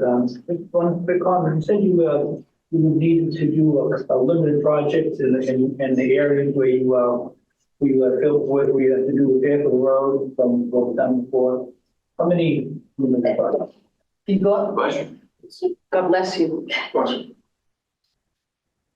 Okay, so right here, Mr. Pierce, 1. So you can see, I don't know how to describe these roads. The lower roadway that goes across, see how it crosses the wetland? Yeah. That's the one limited project. There's just one. Yep, for us, yep. Yes, excuse me. So Attorney Man, will the proposed lots are the ones we're showing, and this is yield, right? Yeah, that's it. Yes. Yeah, that's yield. Will they have the same percentages and ratios here for those new lots? Is that what's required? This is exact. This is, yes, for all of these lots comply with every single one of those ratios. I get That is it. That's yield. I'm just referring to the one you just showed us, the proposed lots. Do you have to comply and get the exact same? Oh, percentages? yes. Yeah, that's You fine. can't, there's Have you no, done that exercise? What I mean is there's a lot of blasting, there's a lot of changes to. we did do it for, when we did it, can you go to those? Let's just, Yeah, I'd just be interested to no, see. of course, it makes sense. So here, The most concerning would be these four right here. yeah, believe it, we actually do not, because you only have to look at the areas that are buffer. And so all of the properties are, Yeah, meet that so 22 and number 12. 75. Yeah, they all comply. You want to go to the next one, just so you can just see, sometimes it's, yes. So you can see where all the buffer, it's hard to see the buffer, I apologize, but you can see where one of the lines are, and we purposely built outside of all the buffer, basically. Got it, okay. That was the beauty of this OSRD, is that we were able to really stand back from that kind of intrusion, other than that driveway for the multifamily. It's changed a lot. Yeah, you know but what? Do you guys feel like this is better?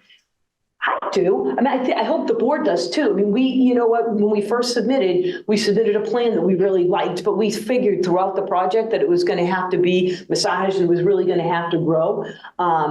Because you hear concerns, you know, and a lot of the changes are important. And I think these plans are great, and I really like them. I love the fact that they're providing for some congregate living.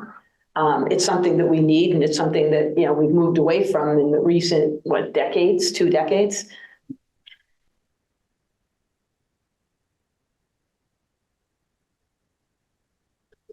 Okay. Anybody, have a question? One. No, I don't have much. I do like this plan better. I like the way that it kind of integrates the multifamily a little bit more than the old ones. I think that's definitely added value. And spreads it across both streets, which I think is kind of in the spirit of Dave said of the OSRD. The trail that goes from Abigail, Rose Trail there, thought about any landscape screening for the abutters on. It looks like it backs right up to their property. It's contagious. So, yep. The others on Charles right there, I'm just thinking now they're gonna have people walking right behind the property. And we had met with them. We actually went out on site. What you're And referring to? Right. The others on Charles right there, next to the Q trail. they, Okay, yeah. because we aren't planning on doing any tree removal and all we're gonna do is meander, they didn't have a problem because we'll put up a split rail fence. They didn't mind. I mean, we actually met with them. There's actually kind of a footpath there now. That That's pretty good. and they were concerned about, is that gonna be disturbed and. Yeah, and there's a stone wall there too. So Kind of helps me into the trail. is that the property line essentially? Is It looks like it was like one of those old farm walls.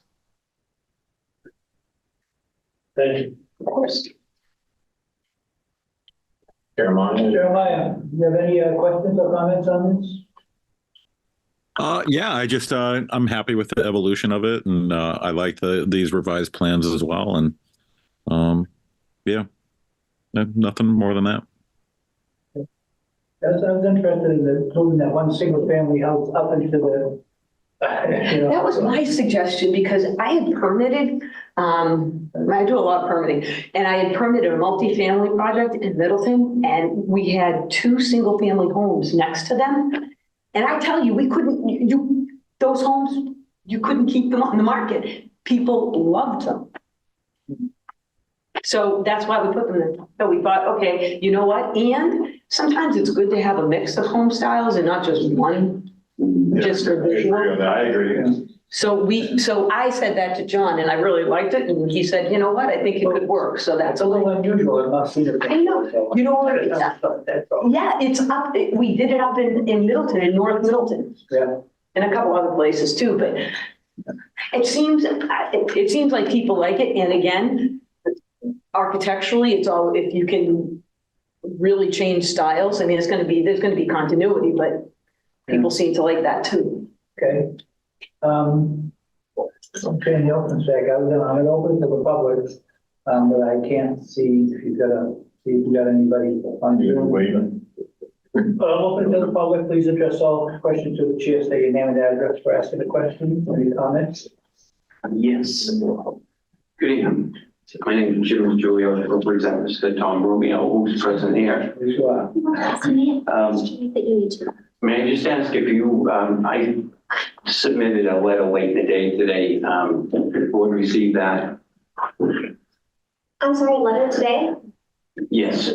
I don't have a letter from today. Was it late? Oh, I did address some of it. It was like at 5 o'clock. It was very late. Oh, I didn't. You know what? I don't have it on my email either. I can't. I probably have it on my email here. I have 4 copies if you'd like me. Sure. Oh, I have it in my email. Yeah. Okay.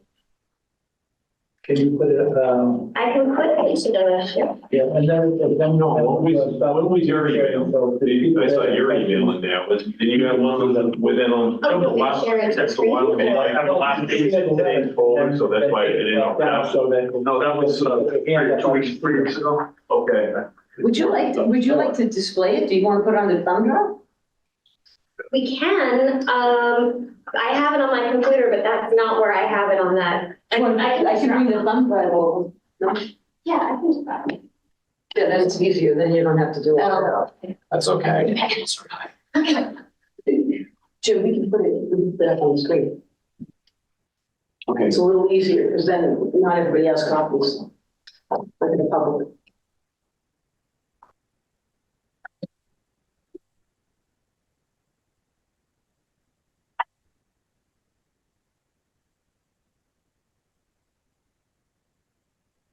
Did you get it?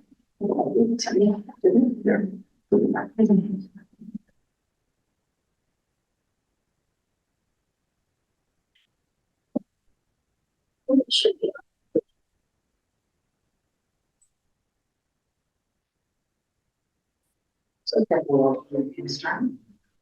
Some of us are.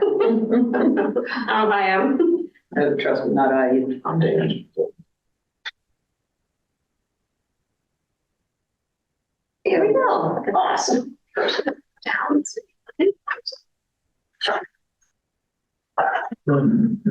So you tell us where to go, Jim, we can navigate it for you.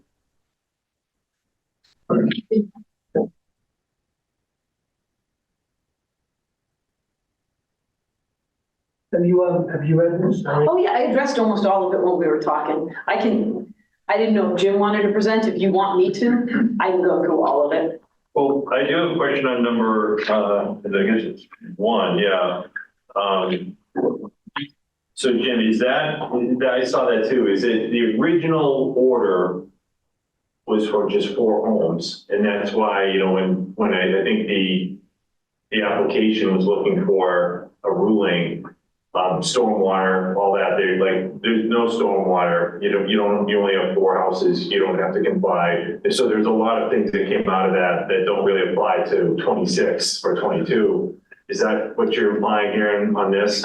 Yes. And I give, Attorney Mann an opportunity to talk to that, but if you want to just finish, I just asked the question, but you could add some color to that, because I did notice in reading that in a lot of the attachments that Danielle had in there.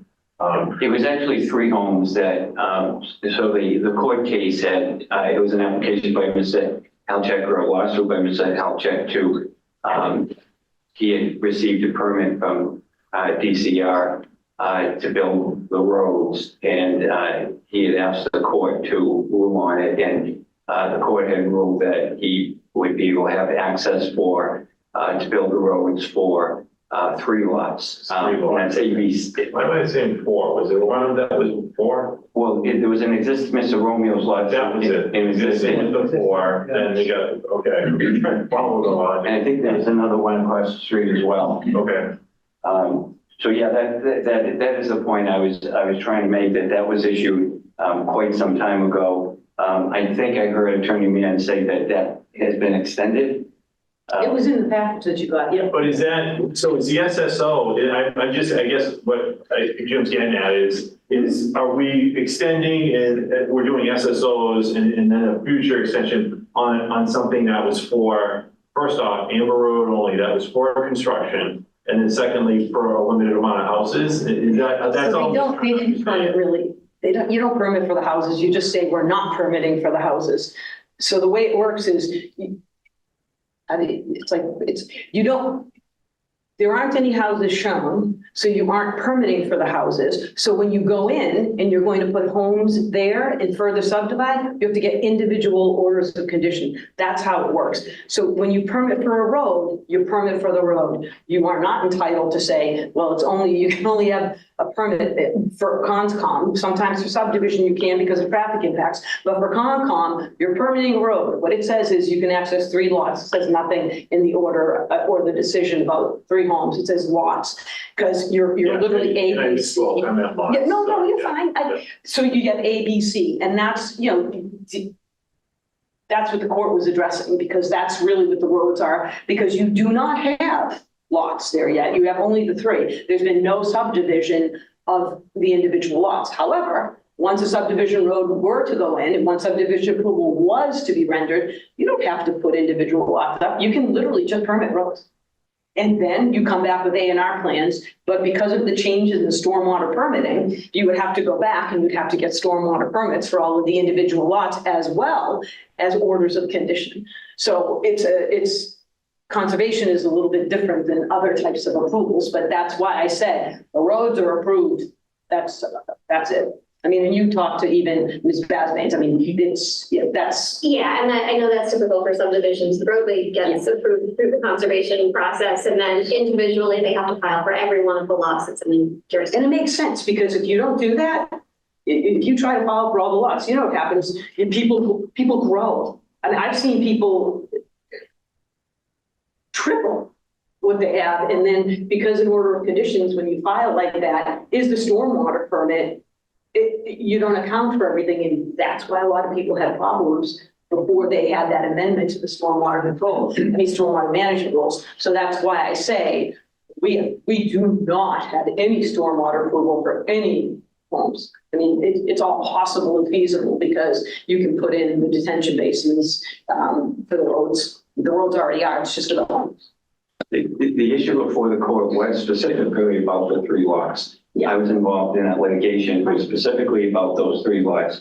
Mr. Helchek was seeking approval from the court to build these roads under the DCR permit to access his 3 lots. And the court's ruling, which I think you've all seen, indicated that he has a right to build the roads as they were proposed for access to those 3 lots. And the court actually referenced the fact that when the court was addressing the issue of the site distance problem that we have out there on Haverhill and North, is that the court felt that even though there was no traffic study, the court felt that there wasn't going to be sufficient, too much additional traffic that would be generated by the 3 house lots that would have an adverse impact on safety. So the court was addressing specifically the 3 lots. And again, the order was issued under the understanding that it was 3 lots that were going to be developed. That's the concern that I had raised on the revised application where it says extended through, it was left blank. So I wasn't aware that the order got extended. And I don't know if DCR has extended the permit. So, because there is going to be construction on Amber and Priscilla. Do you want to address the DCR stuff? So actually town council had even asked me to give an opinion. DCR can't stop us. We can absolutely put that road in. They have absolutely no right to stop us from doing it. The only thing they have the entitlement to do is to ensure that we do it properly. And that's what the DCR permits are all about. And then they control it. It's their property. They should. Just because we have an easement to do it that is perpetual and binding they still have the right to basically ensure that we do things properly. So that's why there's a permit from DCR, because you're working on Massachusetts land. I did write the opinion and I did submit that as part of the response because I had been asked to do so by Attorney Eichmann. So that's it. Well, if I control it, DCR is not going to do anything with regard to Amber or Priscilla in terms of maintaining it. Specifically, the permit specifically said we have no obligation to maintain this road from the beginning to the end of the world. That's specific in there. So that was another issue about who's going to be maintaining it. And another issue that I addressed in the letter as well is whether or not the public has a right to use those portions of Priscilla and Amber that are being proposed, even with the driveway crossing. So relative to that, I did answer that. I don't have the right to extend. I don't have the right to extend my client's ability and right to use those roads. I did say, however, that DCR hasn't stopped anybody because, as Mr. Romeo has testified, DCR allows people to use this road. They go in, they access Harold Park, or they do. Notwithstanding that, we have the right to do it. We have the right to allow that for any and all purposes for which we want to, in connection with those lots, anything. And again, I wrote the opinion relative to it. And then as far as, what you said, the other thing. If I can add to that too, I reviewed the proposed project with the DCR Construction Access Group, and they're on board with the crossings that were shown. And ultimately, their biggest concern was not restricting fire access for the roads for their intended use. Oh, and we have no intention of building those roads. So, if we build them, if we were to do, this property is going to be developed. If the property is developed as a definitive subdivision and they end up opting to use those roadways, then it is the responsibility of whoever would build it out and whoever would use it to maintain them. We have no desire to, we're not going to, so we're not maintaining them. It's the status quo. It's exactly as it had always been or should have been, that, whoever uses the road has to maintain it, because DCR is basically disclaiming any obligation to do so. I disagree with what you just said. You said it the way it's always been. It was never always like that. I said was or should have been. The town is not permitted by. It always been. I said always been or should have been. And the reason I said that is because I used to be on finance committee for a very long time. You are not permitted as a town to maintain private property. That's why. So I think the town, I understand though that maybe it happened because I don't know why the town stopped. I don't know what its reasoning was. I know it kind of came out of all of this stuff between Mr. Halchek and the Romeos. We aren't the Romeos. I apologize. We aren't the Halcheks. We clearly are trying to do the right thing, and we're going to, but we're not going to maintain a road and put that obligation on private residents once we sell the homes. I think that's almost egregious to actually even ask that of people who are going to be maintaining their own properties. Well, it is the three trusts that the owner of the property, the three Halchek trusts, current owners of the property, whether or not it gets conveyed to the applicant or not, that yet to be seen. But what you're saying, that's a requirement? You're saying of the three different lots, A, B, and C, or whatever, that's in the, they're supposed to maintain it? Is that what you? No. No. I recall quite clearly when Halchak was doing this, that the conditions were that if he built those roads, he was going to have to maintain. Oh, yeah. Even if he didn't build roads, he's required to maintain them now. Right. Right now, he's required to maintain them as an owner, and he hasn't. Yeah. Well, I'm not. Council. and that's.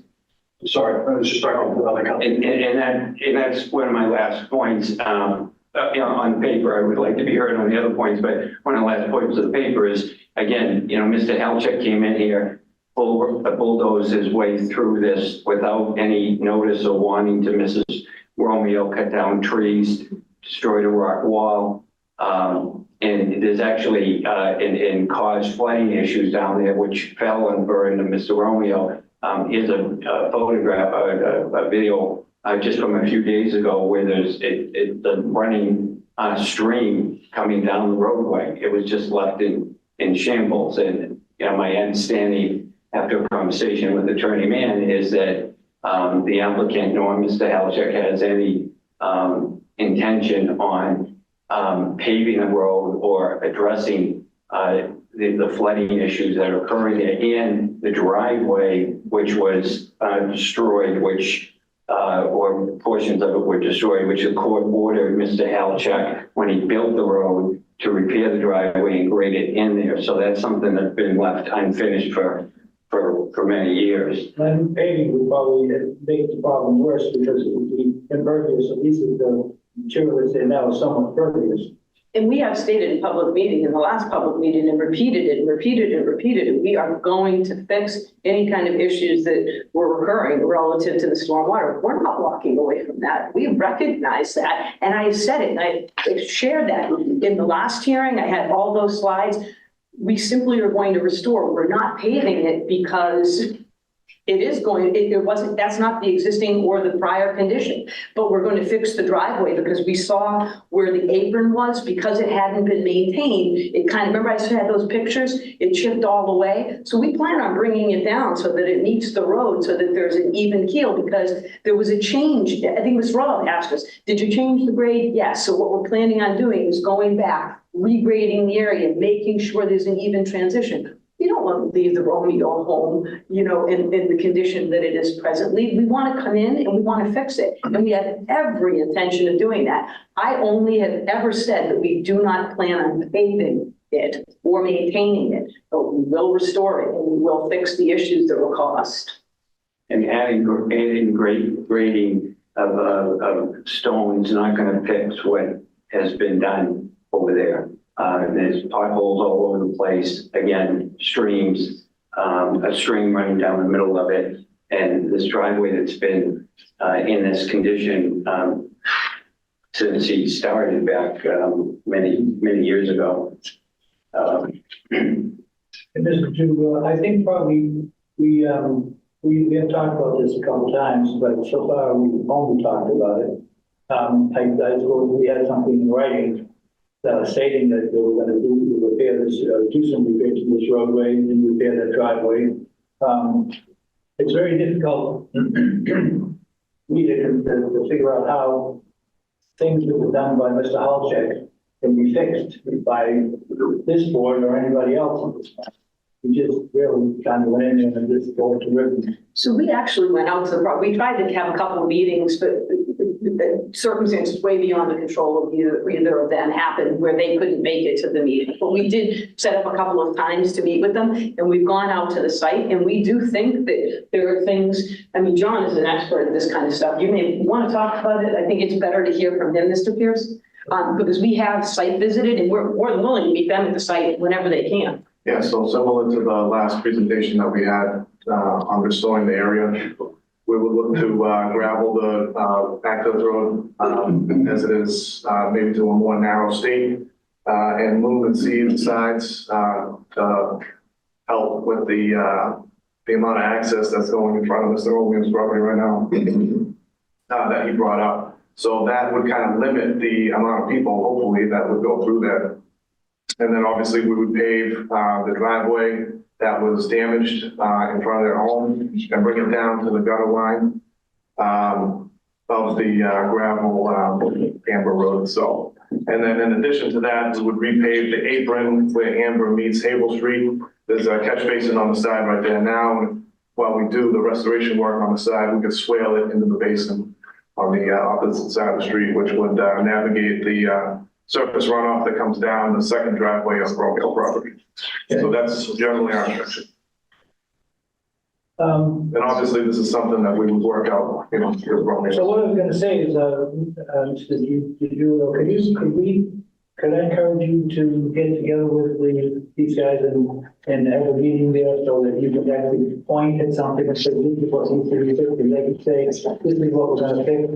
So we could get something in writing to say, this is what we're going to take care of. But that would only happen after you all meet there, so you all agree on what's actually, what actually needs to be done.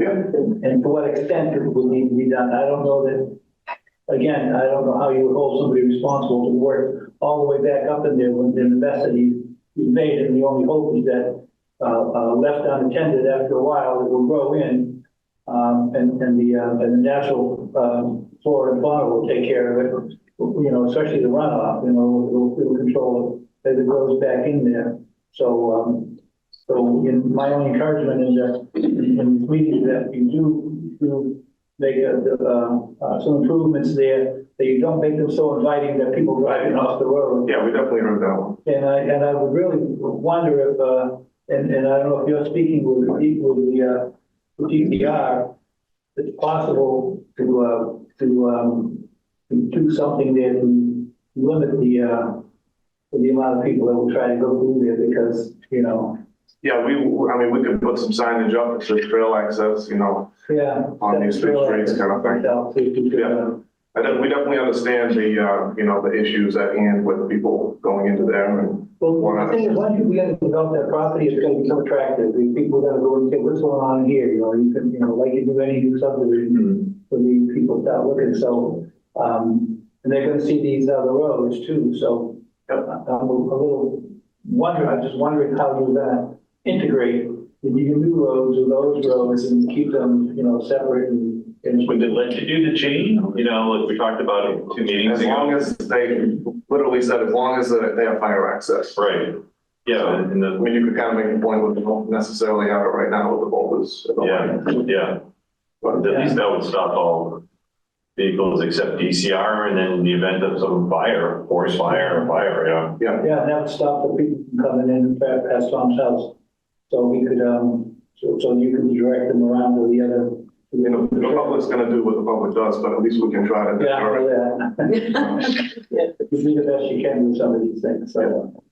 But that's a consideration that we're asking the board to think about in terms of, it's going to invite more public access. Yeah. It's going to create more traffic, Yeah. not only on Amber Road and at that intersection, which I think everybody agrees is dangerous.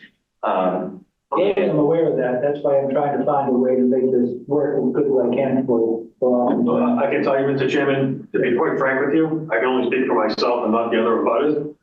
I look at the conventional plan that they submitted, the yield plan. I like the yield plan better. I like the yield plan better for a lot of different reasons.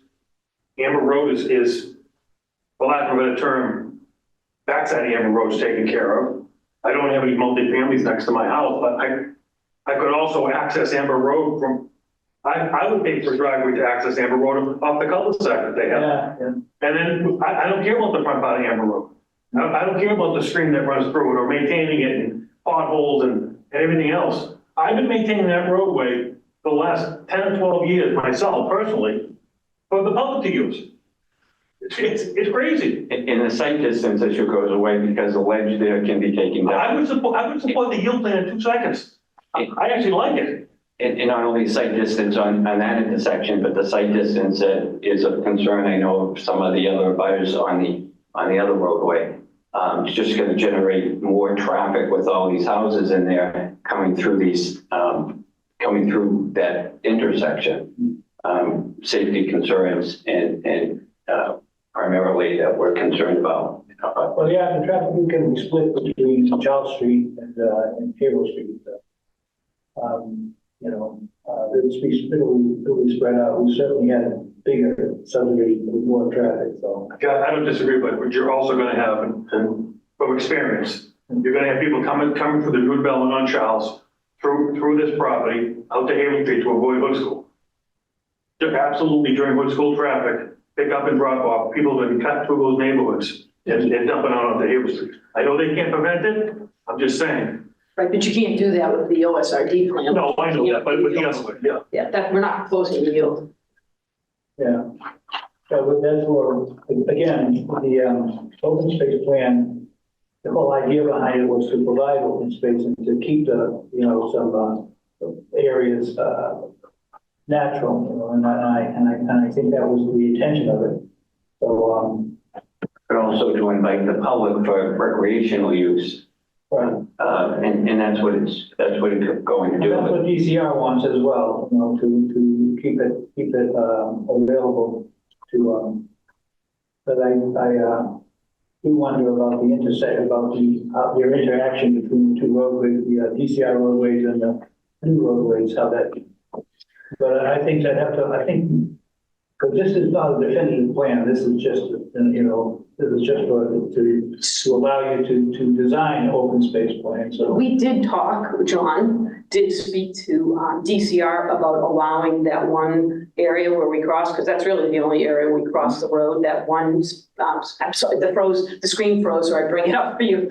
But, so we did talk to them and they had no issue with it. But we still have to go through the whole process with you. We haven't even, that's going to be a more arduous process because now we have to show you how we're going to develop the road. We have to go through Concom running, at the same time. We have to perk everything. So. Okay. If I may pivot, quickly, I'll do it quickly if I may, because you have the concerns in front of you, but we're still concerned about whether or not the open space requirement is met because of the amount of wetlands that's being that is on the open space. And we use the figures that came from the application. We use the figures that came from Attorney Mann's memo. We still don't think that they meet the requirement of 50% of open usable open space. Because what we just heard was you're going to be conveyed a great portion of the wetlands as part of the open space, and that's not usable. And when it combined with the slope waivers that they're requesting, it just doesn't meet the requirements. That's in section 1 of the brief memo that I had written. And I know too that town council has rendered an opinion on whether or not this is a single track or a track, which could be a combination, or whether it's could be a combination either the first section of the bylaw or in the second section. I respectfully disagree with him, and I do cite some case law in terms of what the definition of a track is and the interpretation of that bylaw. So I would ask the board to consider that. We are considering, but again, we have to rely on, we're not attorneys but we have to rely on town council for interpretations that we're not able to interpret. So that's a And maybe I can have it, maybe I'll have a discussion with town council, I don't know, because town council didn't provide any reference to any case law in terms of interpretation of, what a track is, just to say common meaning is, more than one parcel in their opinion. And that also reflects on the issue of whether or not it's one or two subdivisions as we have been suggesting. I just stopping on the last point. I just want Attorney Mann to address that because I do remember what you said. The wetlands are kind of just gravy added to things. The upland, call it, is where you're looking for the variance. But when you get the variance, you have it meaning it's not all usable, I guess, but when you get the variance, you meet the demand. I mean, so what I'm saying, the net is the area is going to be more than you need to have for the open space requirement. The net, it's just, we're getting into semantics here. The semantics are, if we cut it up into primary and secondary so that it'd be very easy to see, right? And when we did that, it's 51%. And of that, only 8% is upland. I mean, I apologize, wetland. So 92% is upland. And the reason why I bring it to your attention is because I didn't want to just cut it out and make it part of like the lots. It makes more sense to convey it and have it preserved as open space, because who knows what happens in the future? Maybe something changes. Maybe it isn't wetland anymore. Once it's open space, it's open space. I don't care what happens to it. So we're putting it all together and it's just one big open space parcel. However, primary open space meets the letter of your bylaw. I just simply am saying to you, look, we're going to give you the other land. So you have to recognize that, do it in that format so that, you meet the guidelines and you can cite to that. Relative to the slope, the reason why they say, usable, the slopes out there are usable. You walk the property, you can walk the slope. It's not usable. It's not a hill like this. It's what is it, 28%? 25 to 30%. 25 to 30. So anything above 25. I mean, anybody who wants to have a decent workout and walk up a hill, you're going to walk up a 25% hill. It's not a cliff. So we ask for that waiver. I mean, we are telling you everything. And we don't want to, we could move our development there, and then give you open space that's level, but then we have to disturb everything. And that's not the intent. Like, we don't want it, that's not the intent. Thank you. You're very welcome. Sorry, Jim. Just wanted to cover that one. Oh, no, Good. I appreciate that. Thank you. Well, again, I don't want to take too much more time. We do outline the concerns in here. I know we just received it. Just asked you to give it some consideration. We talk about the design standards of the streets. We don't know if it's being proposed that there's going to be a waiver on the requirement on the open space plan, the requirement of the 150 feet tangent requirement for the streets. I'm not really sure what's being proposed there. And again, my reading of the bylaws, there's no ability for a waiver for that, although I think a waiver is being requested for that. No, it is not. That was, I had spoken to that I apologize. I had spoken to it. It was initially on a plan. I don't know why it was in the first submittal. We withdrew. When we come to you with a subdivision plan, we'll list all the waivers, and we'll only list waivers that we're entitled to. We aren't going to seek variance relief. We're just going to seek the waivers that are normal and standard, and cover that kind of thing. The yield plan is a different animal, but it's a subdivision plan, and that has to come through this board, and that plan has to be well vetted. All we're showing you are concepts. I mean, you can sympathize with the fact that we haven't gone into a deep dive relative to the subdivision plan, i.e. the final OSRD plan. That's just a lot of engineering to do, and if the board chooses to issue a special permit, and we'll hit it then, and we'll show all the waivers, and then Mr. Attorney DiGiulio can look at them. But for this point, I said at the beginning of the meeting, I'm not asking for any waiver from that. I'm only asking for the relief for the OSRD plan for dimensionals, because I have to, because the roadway really is kind of fudgy.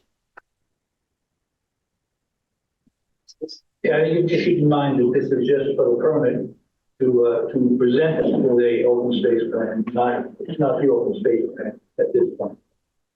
So, What I think the confusion is too is because when you do the OSRD, you have to request the waivers that are absolutely necessary to construct the lots, because the board has to be able to give those, because otherwise we wouldn't go forward. Because if the board wasn't willing to give the waiver from the size of the lots, the breakdown of the units, we couldn't proceed. We couldn't go forward with the plan. So you ask for those minimum waivers, and then the streets, you just go forward with a full-blown subdivision plan. There's no sexiness about it, other than under the OSRD, we're asked to only go 50 feet for the right of way. And then I can't remember how much pavement, but it's minimized to basically reduce impervious. So the only reason I'm asking for waivers is because those are the waivers I have to have in order to proceed to do the design.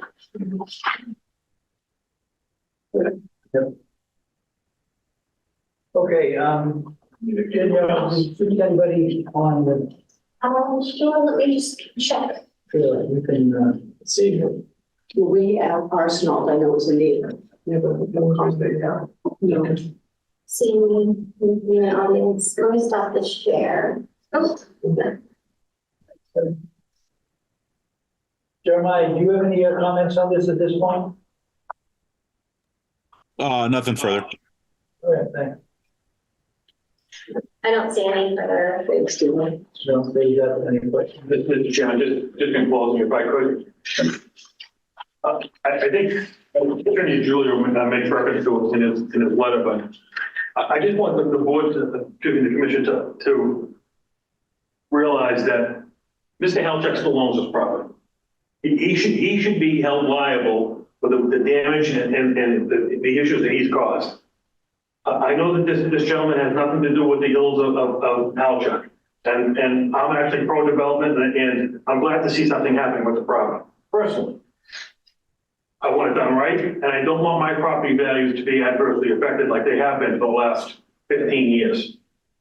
Halchuk still owns the property. This commission should hold him accountable for everything that he has done. Ultimately, you know, I'm sure there's still negotiations related to the property sale. Ultimately, I'm sure it's tied to house loss, and I can't say for sure, but let's assume that is the case. This commission could send a clear message to this first developer, first owner, that everything he did, he should be held accountable for. He told the court that he was going to pave the road. He did it before he even went to court. He clear cut everything. He cut grades down. He destroyed the driveway. Town stopped maintaining the roadway. The road has been flooded for the last 15 years. And I've been responsible for maintenance. Let's send a clear message that somebody can't come to town and tear this town apart and then throw their hands up and say, I don't own it anymore, I'm selling. Yeah, well, you know, I couldn't agree with you more, okay, but you are probably not aware of what this board and me in particular, he sicked his lawyer on, some young slick lawyer on me for a while. And yeah, well, he sicked a lawyer on us too, and it cost $75,000 to defend ourselves. So, well, I very carefully accumulated everything that all the things he said, everything he did wrong. And when he came in here and jumping up and down and everything, and I pointed out to him how he lied himself as well as everybody else, Halchuk fired him immediately, walked right out the door. So believe me, I've had my battle with him. And I appreciate that. I'm just saying that we should hold him accountable. How?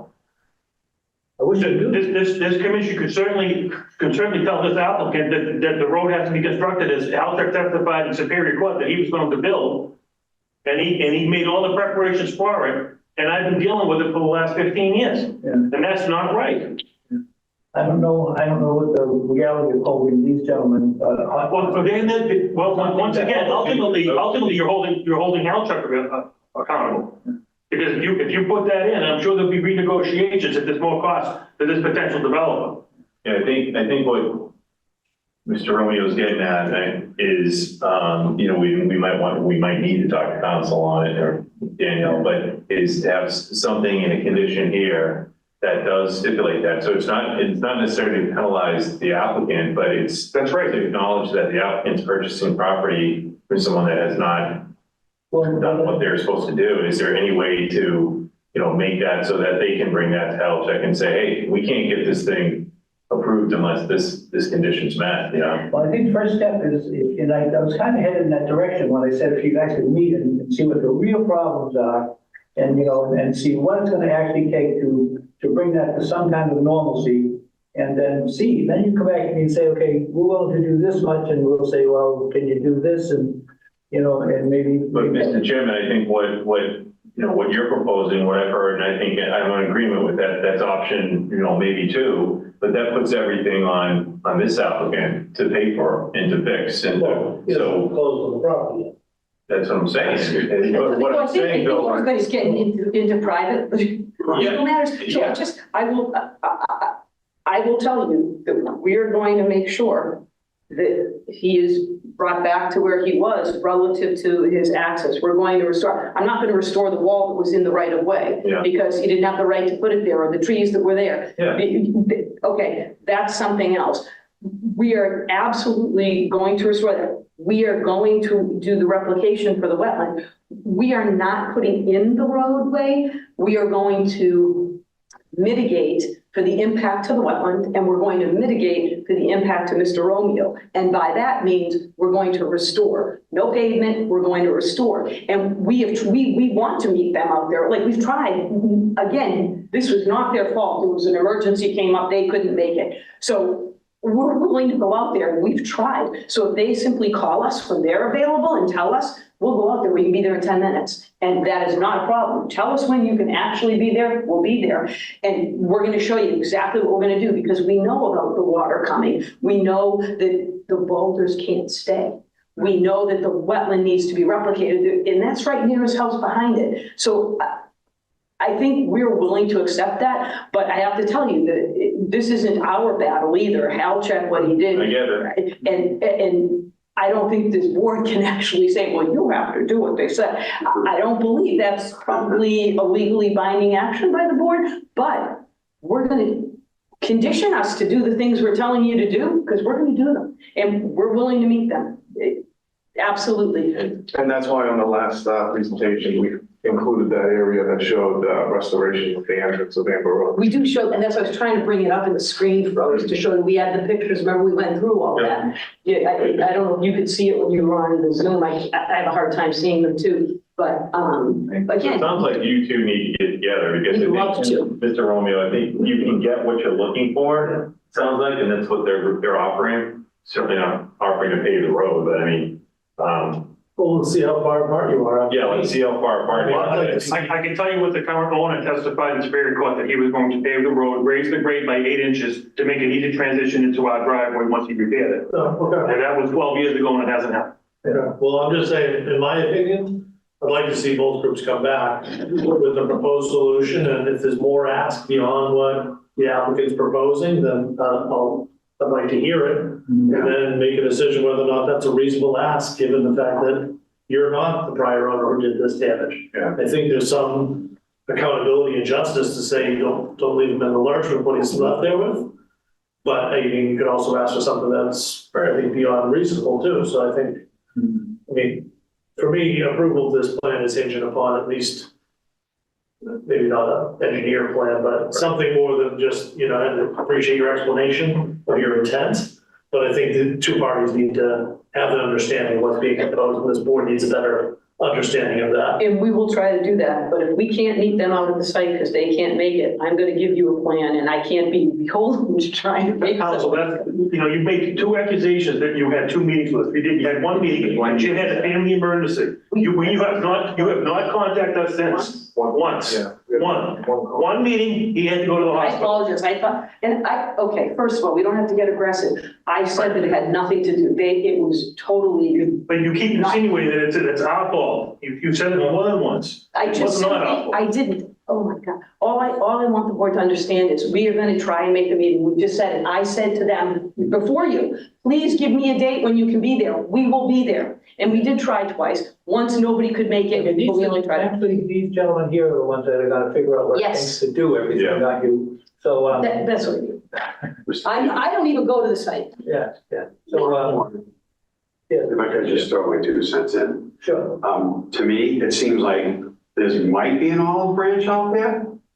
You know, maybe it seems like you guys have, from what I see, this is my own personal. What I've seen is there is an olive branch. Yes, I sense a lot of frustration. I understand that. I have not been out to the site. I mean, I've been out there before, not paying attention. I myself would like to do a site visit so that I can better absorb what you guys are, you know, talking about in the roadways and the waterways and the river and whatever. I would love to do that. I don't know if one of you guys would like to. I've been out there, but I'll go with you. Yeah, so that would be great. If you guys, yeah, I mean, if you guys could You come. can't even get to the mailboxes, that's how bad the flooding. Well, I'll take a look. I'll definitely go out there. I'll look at McDade, will, whatever, right, whoever, and take a look at one. I'm sure you've probably seen it 1,000 times. Yeah, but if you, let me know, I'll try to read you. Oh, and also there's in the butter, Mr. Arsenal, who would also like to be at the site visit. He put something in the chat to that effect. We should be invited. Yeah, so we should try to get something. You want to set up a time right now? We can do it. Thursday afternoon. What afternoon? We need the Arsenal What time? staff. We get a meeting, there's another. I'll coordinate around you guys. Yeah. So if you tell us a Is time. this something I can't do this.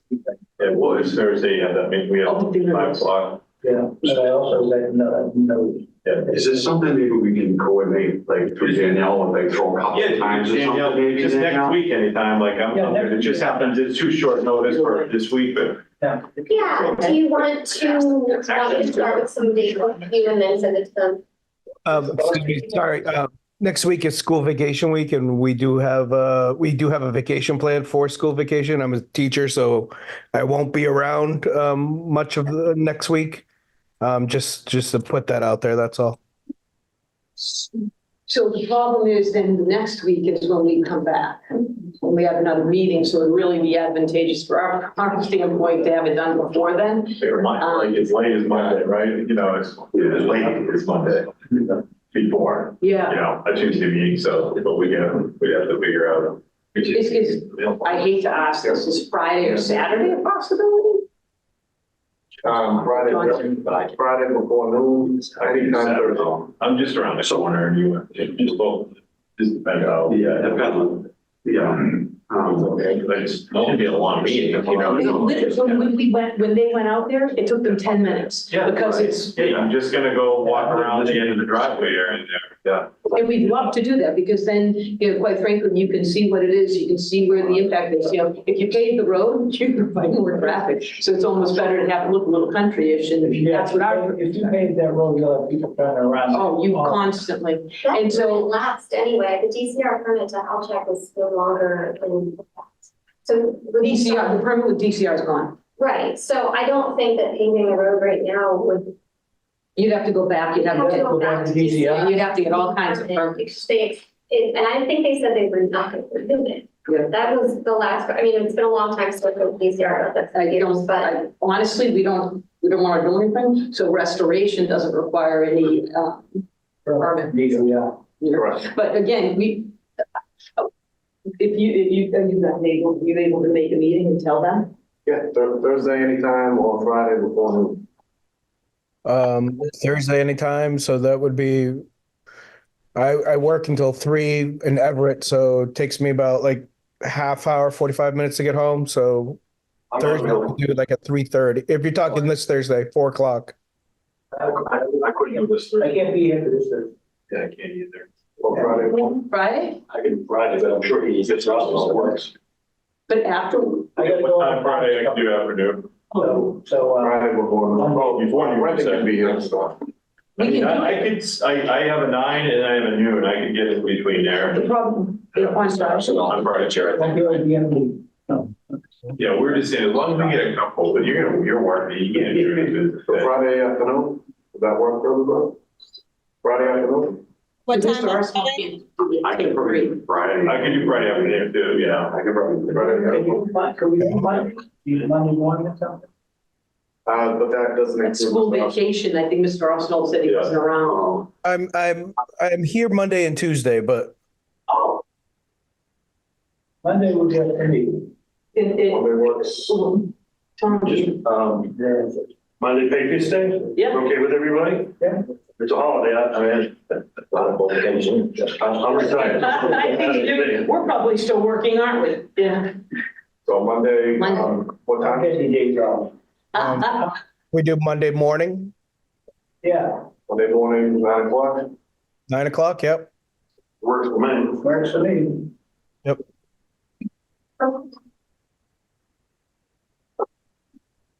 Thank you very much for helping coordinate that.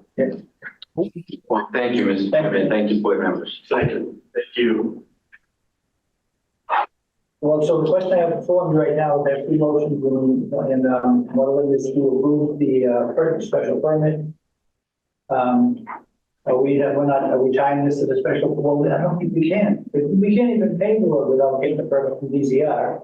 They couldn't even do it. They could probably grade it, but We can grade, put in the new stormwater, take out those boulders, put in like a chain. I think that's what John had said when he talked to DCR. So there are things we can do. I mean, Yeah. we weren't proposing to pave. I guess that's where you lose me a little bit, and not to beat it dead horse, but if you don't have approval to fix Amber Road other than to restore it, then how do you have a yield plan that shows the roadways developed? Do you want me to explain? So because I have the permits in place from Conscom, the road would not require any additional relief without variance, or it doesn't require anything like that. So the subdivision is I by was just right. referring to DCR. The DCR, okay, DCR does not have to give their approval before we do it because we're entitled to develop it if we So want you to. have the same authority to go in the front by the Amber. We have to go and apply, so we don't have, we do not have in place a permit to pave the roadway currently. In order to do any kind of paving or any kind of work like that, we'd have to go back and get a permit from DCR to be able to do the work. We do not want to do that. That is an onerous. I think they've already made that with the yield plan. No, we don't. You don't have to. Then you give that. permit. We have no intention of building the yield plan, so we don't have to go to DCR to give them a deep dive into the road. In order to get DCR's approval, the level of plans I would have to submit would be full-blown subdivision plans. And we have no intention of doing that with yield plan, nor is it. For instance, if it was paved up until the end of Mr. Romeo's lot, that would have to be built to DOT spec. So it would ultimately be, for lack of a better term, highway construction. And it'd have to be full width in DOT compliance. But that's what's. And that's fine for a subdivision. That's fine for a subdivision. But for a restoration, trying to deter people from going in there, it's literally the opposite of what you want. Yeah. Because it would be a full width, full depth. It'll be a turnaround. Everybody be pulling in and out of there, the turnaround. Yes. That's the avoidance. Well, I don't disagree, but when we talk restoration, we haven't got into the intricacies of how it's gonna be restored, but there used to be an entrance and an exit on there, I'm not sure you remember, Mr. Chairman, with an island and wetlands in the It middle. was an island, yeah. Yes, with pine trees that was all cut and filled in. And mailbox. You go there. So you can't restore that. And then, well, I'll be honest with you, obviously I lived there, well, my family's been there since 1961. Yeah. That was never a turnaround. No one ever came down the road when that island was there, because it looked like a driveway, Right. Well, it was a driveway. because it was a driveway. Yeah, So so, that can never be restored. well, if you took those rocks, so you really made a little island. Yeah, so, I mean, you got to do something with them. And Good point. The DCR it would look pretty. You think they're gonna do? No, I mean, that's actually, that's a half hour worth of work with a machine. Yeah, I know. Crying out loud, it's not a big deal. Are we gonna, Warren, So, yeah, excuse me 1 second, are we going to meet on Amber Road? yes, Okay. yeah, thank you. yeah. Did you say the time? Monday. Yeah, 9 o'clock on Monday. We get this worked out. So again. We can put a sketch together. I want you to be here because we do have the question about whether or not, this doesn't really affect I don't think, the permit to the open space, you can develop an open space plan. All they need is a special permit. That doesn't give them any right to do anything. It gives them only the right to begin to design a plan and do all of the work that's required for that plan. So again, if this is a nice use for this piece of property, Tom, I think you agree that it leaves a lot of it untouched, which is valuable. So I think I'd like to call for a vote on that, if everybody's amenable to that.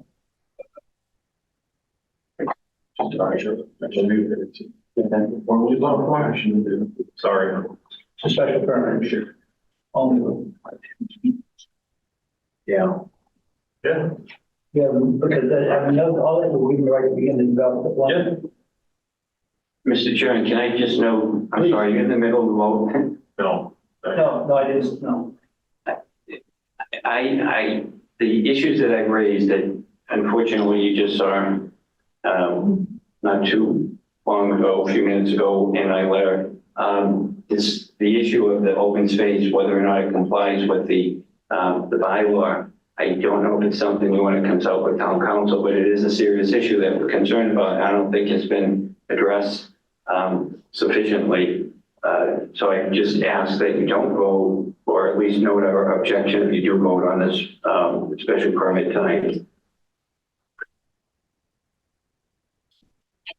I've addressed it, I don't know how many times, I don't know what else to say about the open space, I apologize, we comply.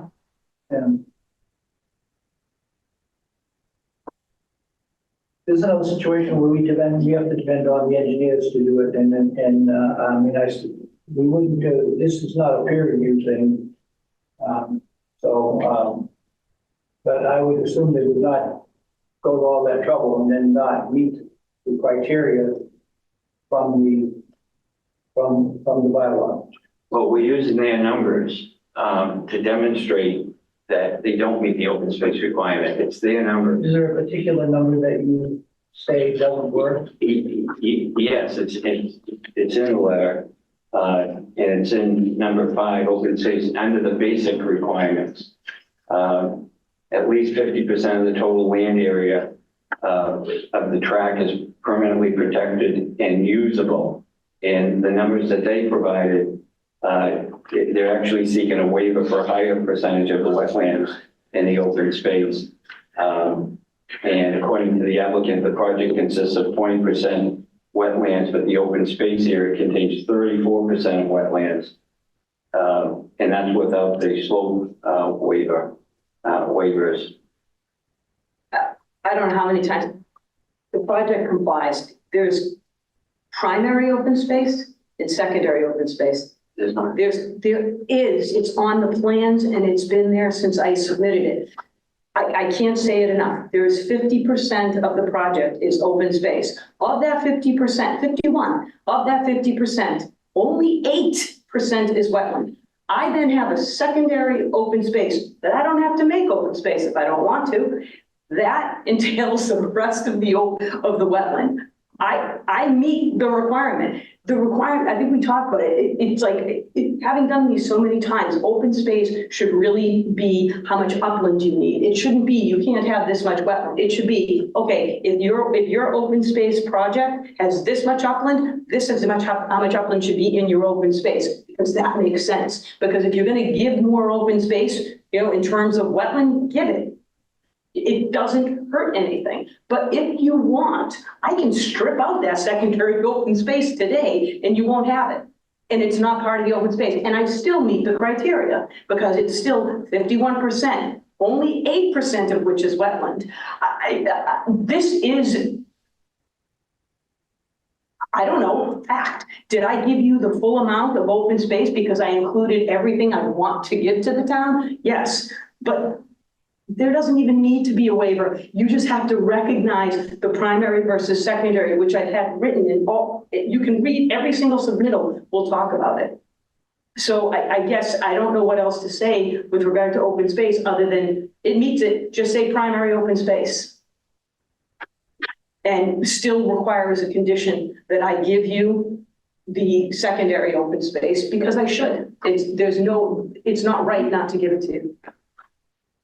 I shouldn't say give it to you. It's not right not to restrict it in perpetuity. That's really the case. I'm not conveying it to the town. The owners will continue to own it in a condominium, but I am perpetually conserving it, which means you're going to have your conservation commission, and I can never ever use the land for any purpose without a legislative act, because I'm going to actually get the EEOA's approval for that conservation restriction.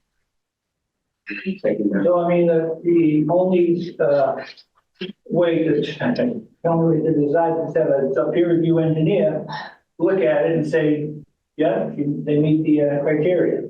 Well, I think that extra wetland could just as easily be carved out and conveyed to the town separately at a different time, and it would amount to the same thing. I mean, it's surveyed. It's actually certified by a licensed professional. I mean, the only time you do the peer review is when you're kind of arguing about, well, do you really meet the rules? Do you not? I've never seen a peer review actually. Well, I realize that. And I don't think that's Attorney DiGiulio's point. I think he's avoiding the issue of the primary, secondary. He's not contesting that the engineer is, I don't think so, saying that the engineer is lying on the plans. I think he's saying that you have to accumulate the open space and you can't separate them. I think that's what it sounds like to me. There's no provision in the bylaw for primary and secondary. And again, it's usable space is what we're talking about here.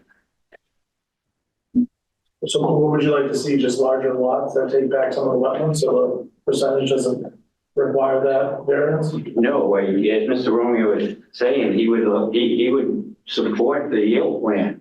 No, I'm saying she could alter the plan, making the house lots larger to encompass more wetlands, thus shifting the percentage of wetlands in the open space. But what would that accomplish? Yeah, I don't know. I guess we would need an engineer to determine whether or not it would still meet the requirement of usable space if you carve that out. But the upland area already meets the percentage, right? That's already covered with the 51%. It's extra. This It's is on just top of giving it. more wetlands, preserving more wetlands as open space. Right, and because there's extra, it changes the ratio, but it still complies. And Correct. You could just, you It's could try changed the to ratio, right, but it's right. added percentage of land, it just happens to be well. Yeah, It's not an issue, in my opinion. Yeah, I mean, I would certainly, go another step if I thought it was gonna be productive, but I don't think that it is. That's the problem. I think we're likely to end up with a decision that there's more than the proper amount of upland that are available for it. So, I don't know if it's necessary to belabor it. So, in the process of doing a definitive submittal of some kind, I'm sure we'll get another look at this. And it'll either prove out or it won't. If it doesn't, then they're back to the drawing board. Having the special permit doesn't guarantee them anything other than the right to begin the process. So I think they need to begin the process so that they can see exactly, so we can see exactly what the plan is and how it's going to flesh out all the way. And I think that's probably the best way to move along. If we'll get there, okay. All right, so I still think I'd like to call for a vote and move this, see if we can move this along. The only thing I would say is on the motions, Danielle, the reference is a 129, aren't these all new, as of like days ago? No, No, it's just the date from the last revision for the open space plan. I think the March plan was the yield plan. Yep. But that's not part of the decision. well, you just modified the proposed too, right? Along. Yes, we want everything, So everything. yeah, we should update. But this does, so the special permit does have to include the yield plan, because the special permit has to actually establish, you have to establish the yield, you have to approve the Right. yield plan, and then you have to approve the waivers. But the dates absolutely, and I don't know if I can. put Well, them that's on. fine. I mean, Danielle, you have the date. Oh, you do? Wasn't it like? Oh, the new one? that Yeah, was it's just- the Yeah, it's- 4th, or it was like last week. It was March, what was it? March. Which one was it? We did, one was in March, and then one was in April. Yeah, this in April would be the most recent one. Yeah, it was right at the end of the week, April 14th. Danielle. You come up there, I think. So it's the new yield and the new proposed. I can't even read it, it's too small. Go ahead. Actually, What would this is it- be though? no, it's It says, here. I'm looking Okay. at something. Wait a second, how do you like this? It's a blank also. I don't know what, is that referring Here, I have it, to I have it. the COC? Here's the yield plan, it just says March. April Yeah. 2nd is the yield plan. Or is it? Right, but what's the date on that? Here, it's March, that's the yield. March 20, yeah, the yield plan is March That 2024. That's March. And the space plan. And here, oh, see, he didn't update it. Yeah, it doesn't have enough, but it should have enough. Nope, oh, doesn't have enough. But we can add one and better refer to it. So what date should we use? I mean, Oh, I don't know. April 2nd. April 2nd. that mail came to, that makes more sense, yeah, because I remember it was recent. Yeah, it was very I recent. just want to be proactive, you don't forget it, not reference January 29. Yeah, I apologize, I should have caught that. I think it's. It's fine. Yeah, it must be the, especially the long. Oh my God. Yeah, you were raised. Okay,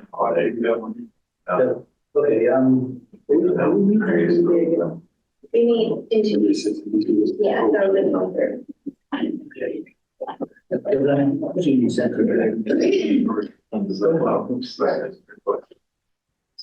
Well, it's a long road. Yes, that's what I mean. So This is just, hey, okay, you can. I agree. Yeah, come on. What's that thing? So they would have to give it a date of. I'd say April, we'll put April 2nd on all of them. Okay, That's but it what was- that's what the emails. Danielle has copies of them and they're all in your file. Right, but they don't have the revision. I apologize. No, so I'm Put it just, on I'm that. explaining why I put January there, that's. Yeah, no, I saw there. It's just thinking it's labeled ones. Certificate of conditional approval, 1%. Well, that would be dated tonight. Just, Yeah, the draft is submission. The condition, COC. Yeah. Tonight. So the I'm sorry, so the open space plan would be dated April 2nd, 2024. The yield plan is still dated March 2024, right? Yeah.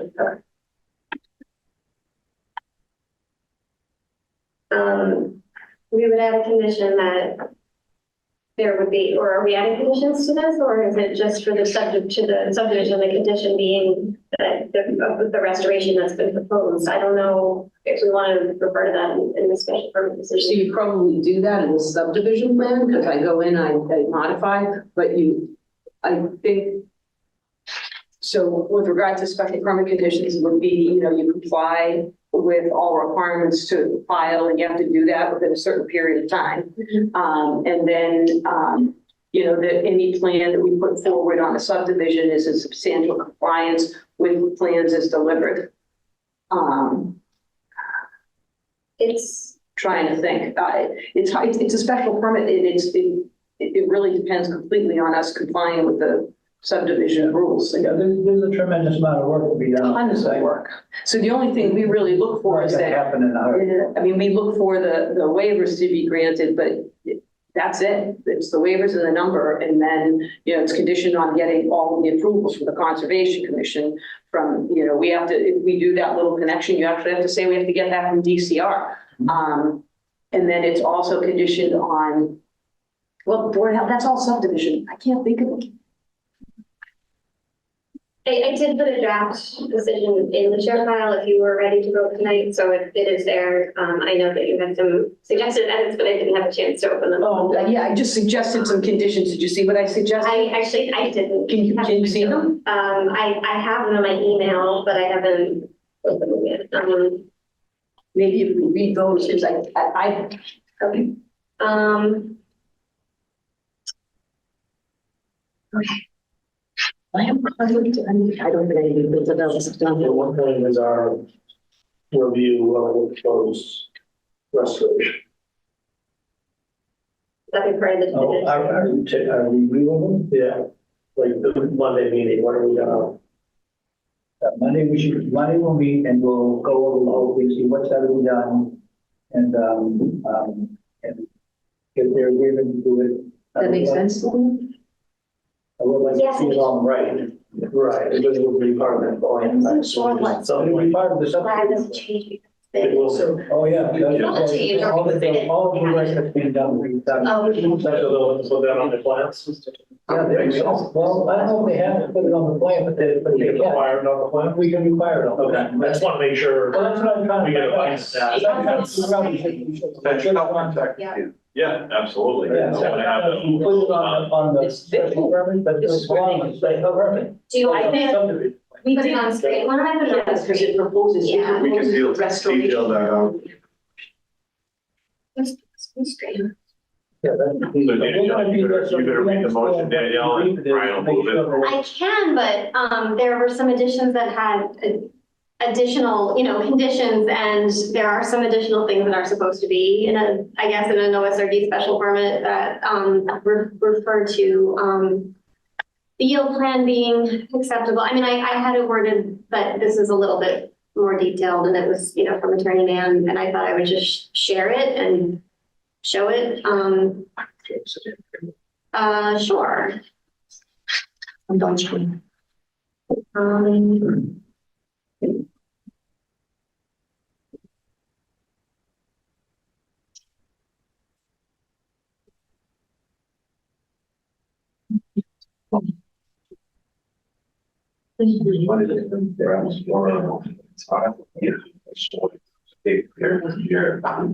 They're asking. So it's Renee.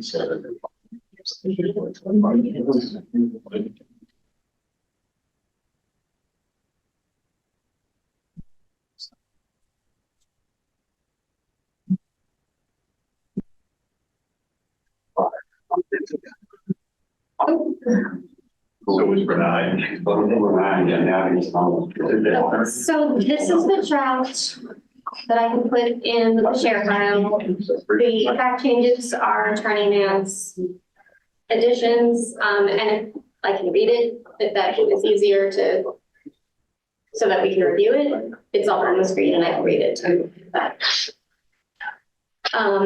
The commission has reviewed the yield plan dated March 2024 submitted by the applicant and has determined pursuant to section 200-51(6) that the roadways have been designed to conform to the North Reading Subdivision Regs and the Wetland Protection Act and the North Reading Conservation Commission regulations, and that no waivers are required. Further, the commission has determined that the lots as shown on the yield plan conform with the dimensional density and setback requirements of the North Reading Board of Health, the Wetland Protection Act, and North Reading Conservation Commission regulations, and the zoning bylaw of the town of North Reading, and that no variances are required. Based on this determination, the commission confirms that the yield plan shows 25 compliant single-family home lots and therefore approved a density of 30 units for the OSRD. The commission hereby grants a special permit to develop the property as 30-unit open space residential subdivision in substantial compliance with the OSRD concept plan dated April 2nd, 2014. Subject second, 2024, subject to the following waivers. 1, 250 B3I, to allow slopes with a grade of 25% within the open space. 2, section 250C7, allow a reduction of all dimensional requirements subject to 50-foot perimeter buffer and no waiver for lots bordering on existing home sites as follows. 20,000 square foot minimum lot area, 80-foot lot frontage, lots 1 through 5 and 7 through 13. 0 feet or 38-foot lot frontage for lot 6 finalized during subdivision approval. 20-foot front setback, 12.5-foot side setback, 25-foot rear setback, 10% maximum building area, 30% minimum open space. Section 200-51A7B2, allow the following housing mix for 30 units. 11 single-family homes for 36%, waiver required from 50% minimum. 10 duplex units for 33%, no waiver required, can have up to 50%. 9 multifamily homes for 30%, waiver required from 25% maximum. Section 250B3I, confirm that the primary open space meets the requirements that the percentage of wetland in the open space be equal to or less than the percentage on the property.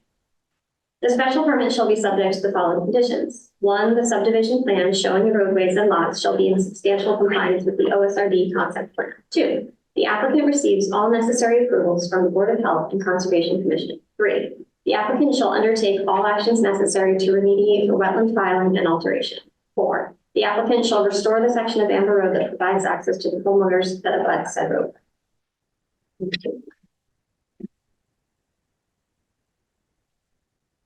Okay. Should be noted that the majority of those are requirements for it to be an open space subdivision, or else you couldn't do an open space subdivision.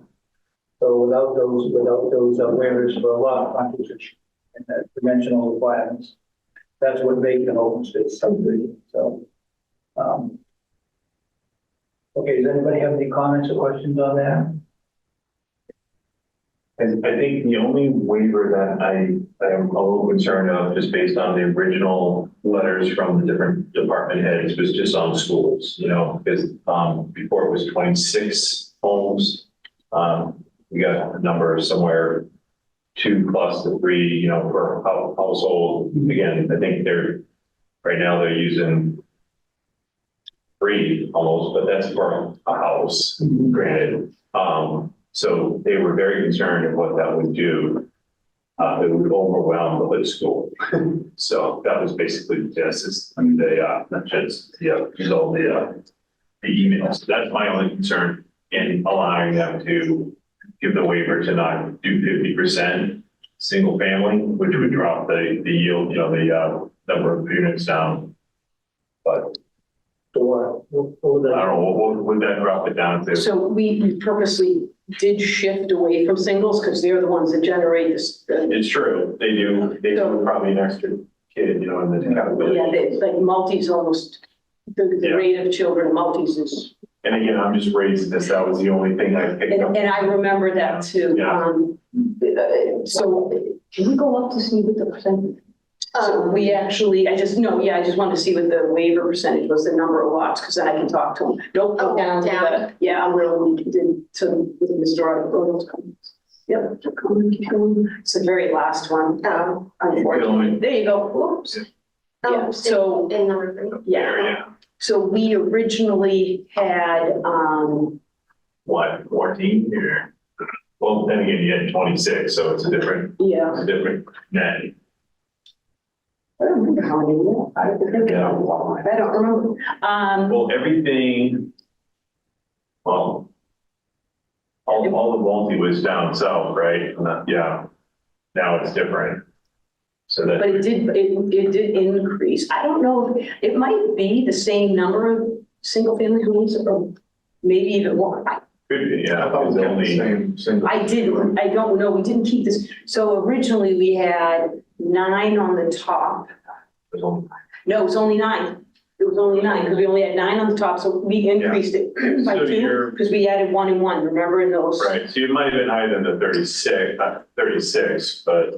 I mean, and the reason why we keep the single families is because we were trying to keep the mix. Yeah. I mean, if you said to us, you know, look, we prefer you to drop your singles back to 9 and you know what, maybe we give you an extra duplex, honestly, we do that. But then it changes the waiver and we were really trying to balance because. Okay, no, that's fine. Thank you. Of course. Okay, any other questions or comments on the,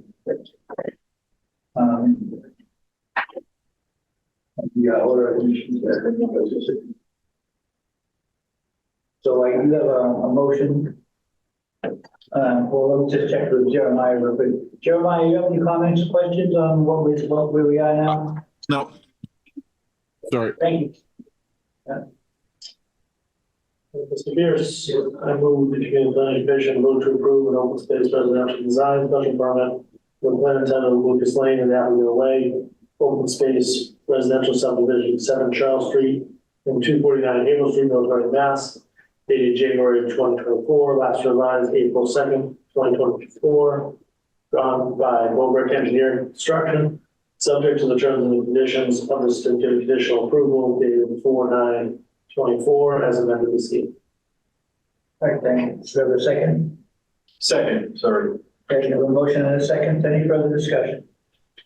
Before I do that, so I have to close the public hearing. Yeah. You can do it. I can do it now? All right, Yeah, you can close it afterwards too. okay. All right, then, all those in favor, I'll do a roll call vote. Jeremiah? Aye. And Ryan? Aye. Dave? Aye. Jeff? Aye. Aye. And I'll be aye.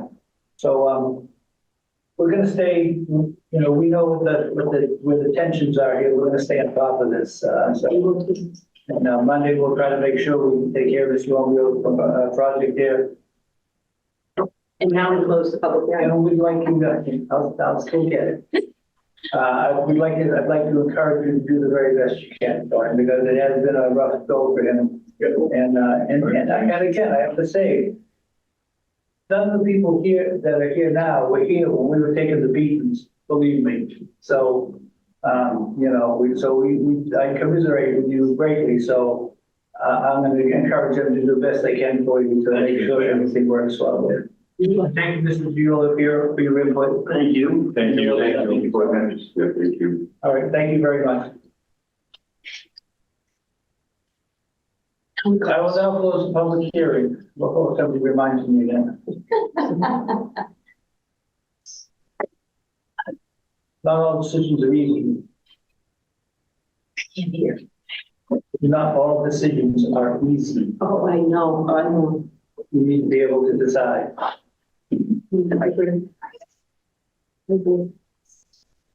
I'm exhausted. So it's up to you guys now to do a good job. We will, and I think that, you know, it's horrible that somebody before us had so many issues, because Yeah. John and Brendan, if you ever see any of their other work, they do a good job. They'll be committed, they'll be good to the town, and we'll come back with great I've plans. been watching this and everything. When I hear comments, I like you guys. I think you guys are the real deal. Thank you. You do a good job. So, Yeah, so looking forward to that. we're looking forward to a successful project, so thank you. Well, we've got to come in with a good plan now. Yes. Now it's more work. I'm aware. I'm aware. And we're paying attention now too, so. I'll, get this down to someone. See you Monday. Thank you. Thank you. Yep. Thank you very much, good night. Yeah. Anyone gonna get started? Yeah. That's so well done. Isn't what it was. Yeah, the story, I just said the other day. Yeah, he hasn't done anything. he's. What's the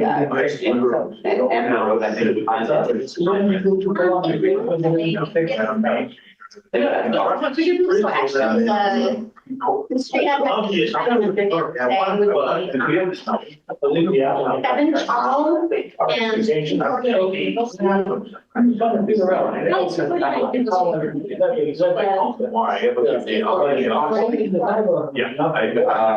She said, I don't know, I'm kind of confused. Yeah. Danielle, we gave, I trust them, and then I took them on the phone.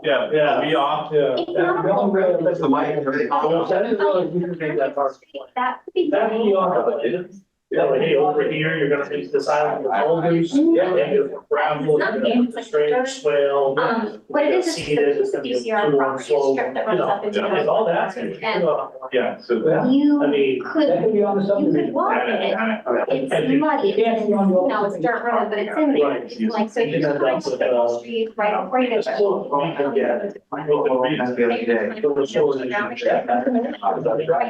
Now we start pushing it. Pull a car in there, and you're probably got it over.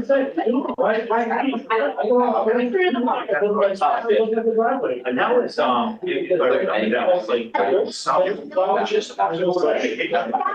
It's good to have people here, but yeah, I can relate. Whatever we have. If you want to navigate to. Yeah, I'm sorry. I mean, that's what I'm saying. Yeah. So what do you? Yeah. If you probably like that part, you'll see that. Are we good? Well, I think we should.